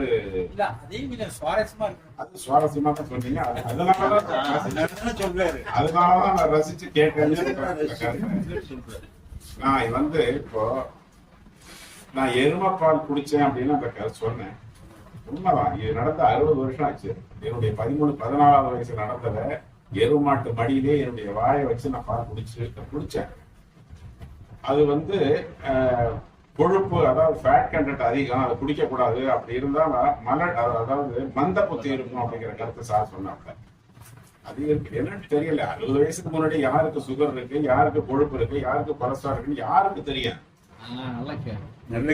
ஆனா கிராமத்துல நிறைய கருத்து கிராமத்துல அப்பெல்லாம் காளை மாட்டுக்கு பிறகு அதிகமா இருக்கிறது எருவு மாடு தான். விரலிட்டு எண்ணக்கூடிய நாட்டு மாடு இப்பெல்லாம் இந்த ஜெர்சி பசுங்கிறோம், அந்த பசு இந்த பசுங்கிறோம். விரலிட்டு எண்ணக்கூடிய ஒரு சில பசுமாடுகள் தான் இருக்கும். லக்கா எனக்கு 4 ஆண்டுகள் பால்ல பணிபுரிய வேண்டிய ஒரு அரசு பணியில எனக்கு ஒரு வாய்ப்பு கிடைச்சது. அதுல குறிப்பா 3 ஆண்டுகள் அந்த பாக்கெட் பால் போடுறாங்க இல்லைங்களா, அதனுடைய ஸ்பெஷலா அந்த இன்ஸ்டிடியூஷனுடைய ஸ்பெஷல் ஆபீசர் ஆயிருந்தேன். அதனால பால் எப்படி இருக்கும் அப்படிங்கிறது எனக்கு அதுல அத்துப்படிக்கும். நான் பணிபுரிந்த காலத்துல 2 வகையான பால் தான். 4% ஃபேட், 8.5% SNF. SNFனா சாலிட் நாட் ஃபேட். அதுதான் ஒரு பால்னா ஃபேட் SNF கண்டென்ட் இருக்கும். 4 இருக்கும், 8.5 இருக்கும், இல்லைன்னா 4.5 இருக்கும், 8.5 இருக்கும். இதுதான் அப்ப இருந்த பால். இன்னைக்கு நீங்க ஆவின் போய் பாருங்க, 4-5 வகையான கலர்ல இருக்கும், 4-5 வகையான ஃபேட் கண்டென்ட் இருக்கும். கொழுப்பு வேணுங்கிறவங்களுக்கு கொழுப்பு அதிகமா உள்ள பாலை வாங்கிக்கலாம், கொழுப்பு வேண்டான்றவங்களுக்கு பாலை ஃபேட் கண்டென்ட் குறைச்சல உள்ள பாலை வாங்கிக்கலாம். ஒரு கால் நான் அப்படி அந்த எரும பாலை குடிச்சதுனால இன்னைக்கு முரட்டா ஆளா இருக்கணும் என்னமோ தெரியல. ஆனா உண்மைத்தன்மை அப்ப எதுவுமே யாருக்கு என்ன தெரியும், ஃபேட் யாருக்குங்க தெரியும், சத்து அவ்வளவுதான். எரும பாட்டு தயிர் குடிச்சா எப்படி இருக்கும்னு சொல்லி கேள்விப்பட்டிருப்பீங்க நீங்க கிராமத்துல. அது நான் சாப்பிட்டேன். உண்மையாவே எரும தயிர் கல்லு மாதிரி உள்ளங்க, அதெல்லாம் சுவைச்சு அனுபவிச்சாதான் தெரியும். நீங்க அவ்வளவா அனுபவிக்கலன்னு நினைக்கிறேன்.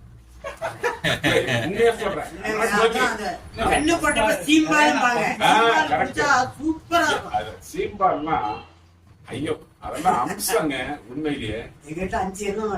பாத்தீங்களா அந்த காலத்துல காளை மாட்டுக்கு பிறகு எங்க வீட்டுல 4 ஜோடி காளை மாடு, பாக்கி எல்லாமே எருவ மாட்டாங்க. அதெல்லாம் அற்புதமான ஒரு காலங்க. இன்னைக்கு ஒரு மாடு கூட கிடையாது எங்க வீட்டுல கிடையாது, எங்க சித்தப்பா வீட்டு கிடையாது, ஒரு பாலும் கிடையாது. நிலம் அப்படி போயிட்டு இருக்கு அந்த காலத்துல. அதான் அந்த மலரும் நினைவுகள் மாதிரி இந்த மதத்தை சொன்னேன். அப்புறம் இன்னொன்னு கூட நண்பர் சகோதரர் சொன்னாரு, அதாவது காண்ட்ரா அந்த நான் சொன்னது எருது போல் உழை ஏழை போல் உண் அப்படின்னு சொன்னேன். அது 2ம் காண்ட்ராவா இருக்கு. எருது போல உண்ணு சாப்பிட்டு ஏழை போல உண்ணுன்னு சொன்னா அது காண்ட்ராவா இருக்குன்னு அகிரே நினைச்சு சொன்னாரு. மேட்டர் வேணா காண்ட்ராவா தெரியலாம், இது நான் எழுதுனது கிடையாது. மூதாதையர்கள் இந்த இதுல கூட சொல்லுவாங்க, தனக்கு மிஞ்சினதுதான் தான தர்மம்னு சொல்லுவாங்க.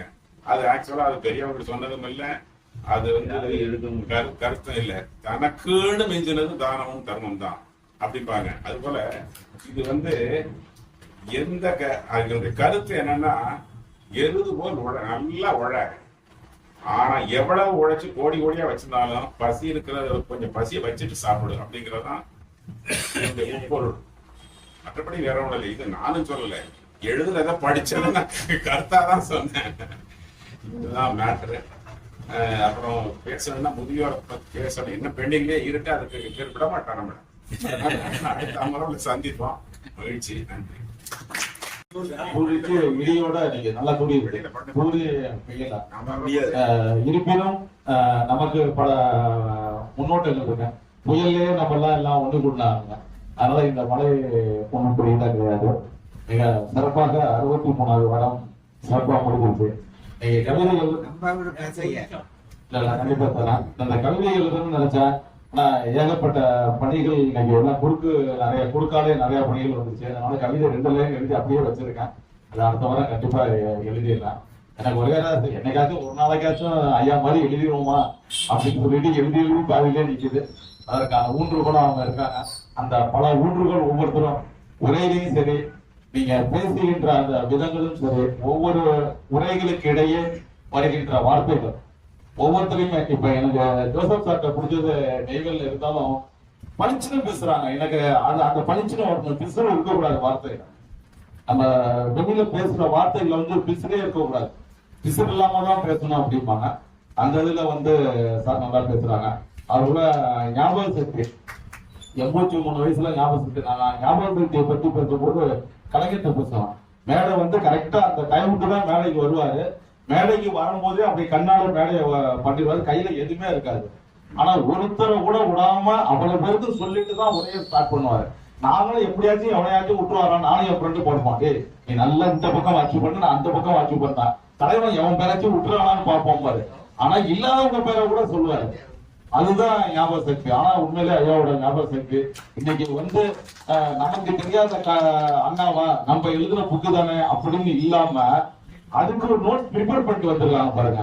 இதுதான் நம்முடைய அழகமான நகர்களினுடைய இலக்கியாளர்களோட வெற்றி. இந்த வயசுலயுமே நம்ம வந்து ப்ரிப்பேர் பண்ணிட்டு போகணும் அப்படிங்கிறது தான். ஏன்னா அந்த அளவுக்கு மற்ற இலக்கிய ஆர்வலர்களை மதிக்கிறாங்க. நம்ம இங்க இருக்கிற எல்லாருமே ஒருத்தர் மதிக்கிறதுட்டு தான் 63 வெற்றிகரமாக தாண்டி நுழையை நோக்கி சென்று கொண்டே இருக்கிறது என்பதை சொல்லி அனைவருக்கும் வணக்கம் சொல்லி நிறைவாக கௌரவ செயலாளர் அவர்கள் ஒரு நிமிடம். அவரு திருவிளையாடலுடைய ஒரு வசனத்தை சொன்னார். அருமையான வசனம். அந்த வசனத்துல முதல் லைன் விட்டார். ரொம்ப முக்கியமான தெரியுமா? நாகேஷ் உள்ள நுழைஞ்ச உடனே என்ன சொல்றான்? பார்வையந்து என்னை பார்வையந்து வந்திருக்கும் தர்மியின் வணக்கத்தை அது அடுத்த பார்வையந்து என்னை பார்வையந்து அதுதான் மாணவர் ஆசிரியர் பாடல். அடுத்தது கரெக்ட். இல்ல அது ரொம்ப ரசிக்கிறதும் அந்த வார்த்தை ரொம்ப அவ்வளவு அழகா இருக்கும். அவர் சொல்றது கையை வச்சு சொல்றது பார்வையந்து என்னை பார்வையந்து அது ரொம்ப ரசிக்கிறதுக்குது. அடுத்தது சிவனை பத்தி சொன்னாங்க சார். அவருக்கு சிவனை பத்தி நிறைய தெரியும்.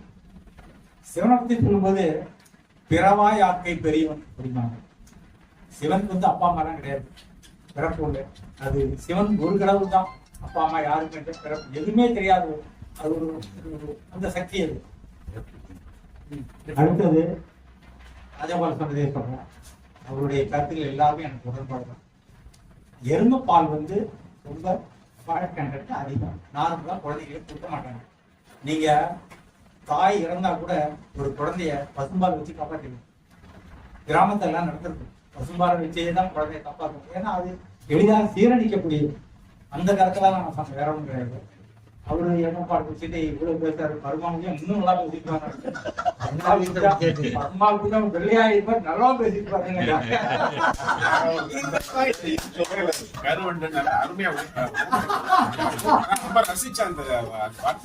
நீங்க கருப்பு பத்தி கவலைப்படாதீங்க.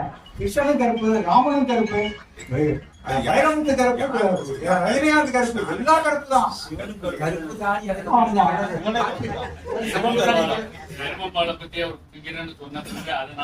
அப்புறம் அண்ணாவை பத்தி ஒரே ஒரு லைன் சொல்லிடுறேன். எல்லாரும் அண்ணா பத்தி பேசுறீங்க. அண்ணாவுக்கு ஒரு மறுபக்கம் இருந்த மாதிரி எனக்கு கூட ஒரு இது. ஏன்னா நிறைய அண்ணா நிறைய படிச்சிருக்கோம், எழுதியிருக்கோம். ஆனா யாருமே வந்து அவர் எழுதிய ஆரியமாயையோ கம்பரசத்தையோ யாருமே ஒரு தொடங்க. அதுல ரியலி அண்ணாவுடைய மறுபக்கம் அது. வேலைக்காரி, ஓரிரவு இதெல்லாம் எழுதிய காலகட்டம் அது. அதே காலகட்டத்துல தான் இதுவும் எழுதினாரு. அதை நீங்க வாங்கி படிச்சு பாருங்க. வாங்கி நான் படிச்சேன். அண்ணா என்னதான் எழுதியிருக்காரு கம்பராசத்தையும் ஆரியமாயையும் படிச்சு பாருங்க. சின்ன அழகா. நன்றி.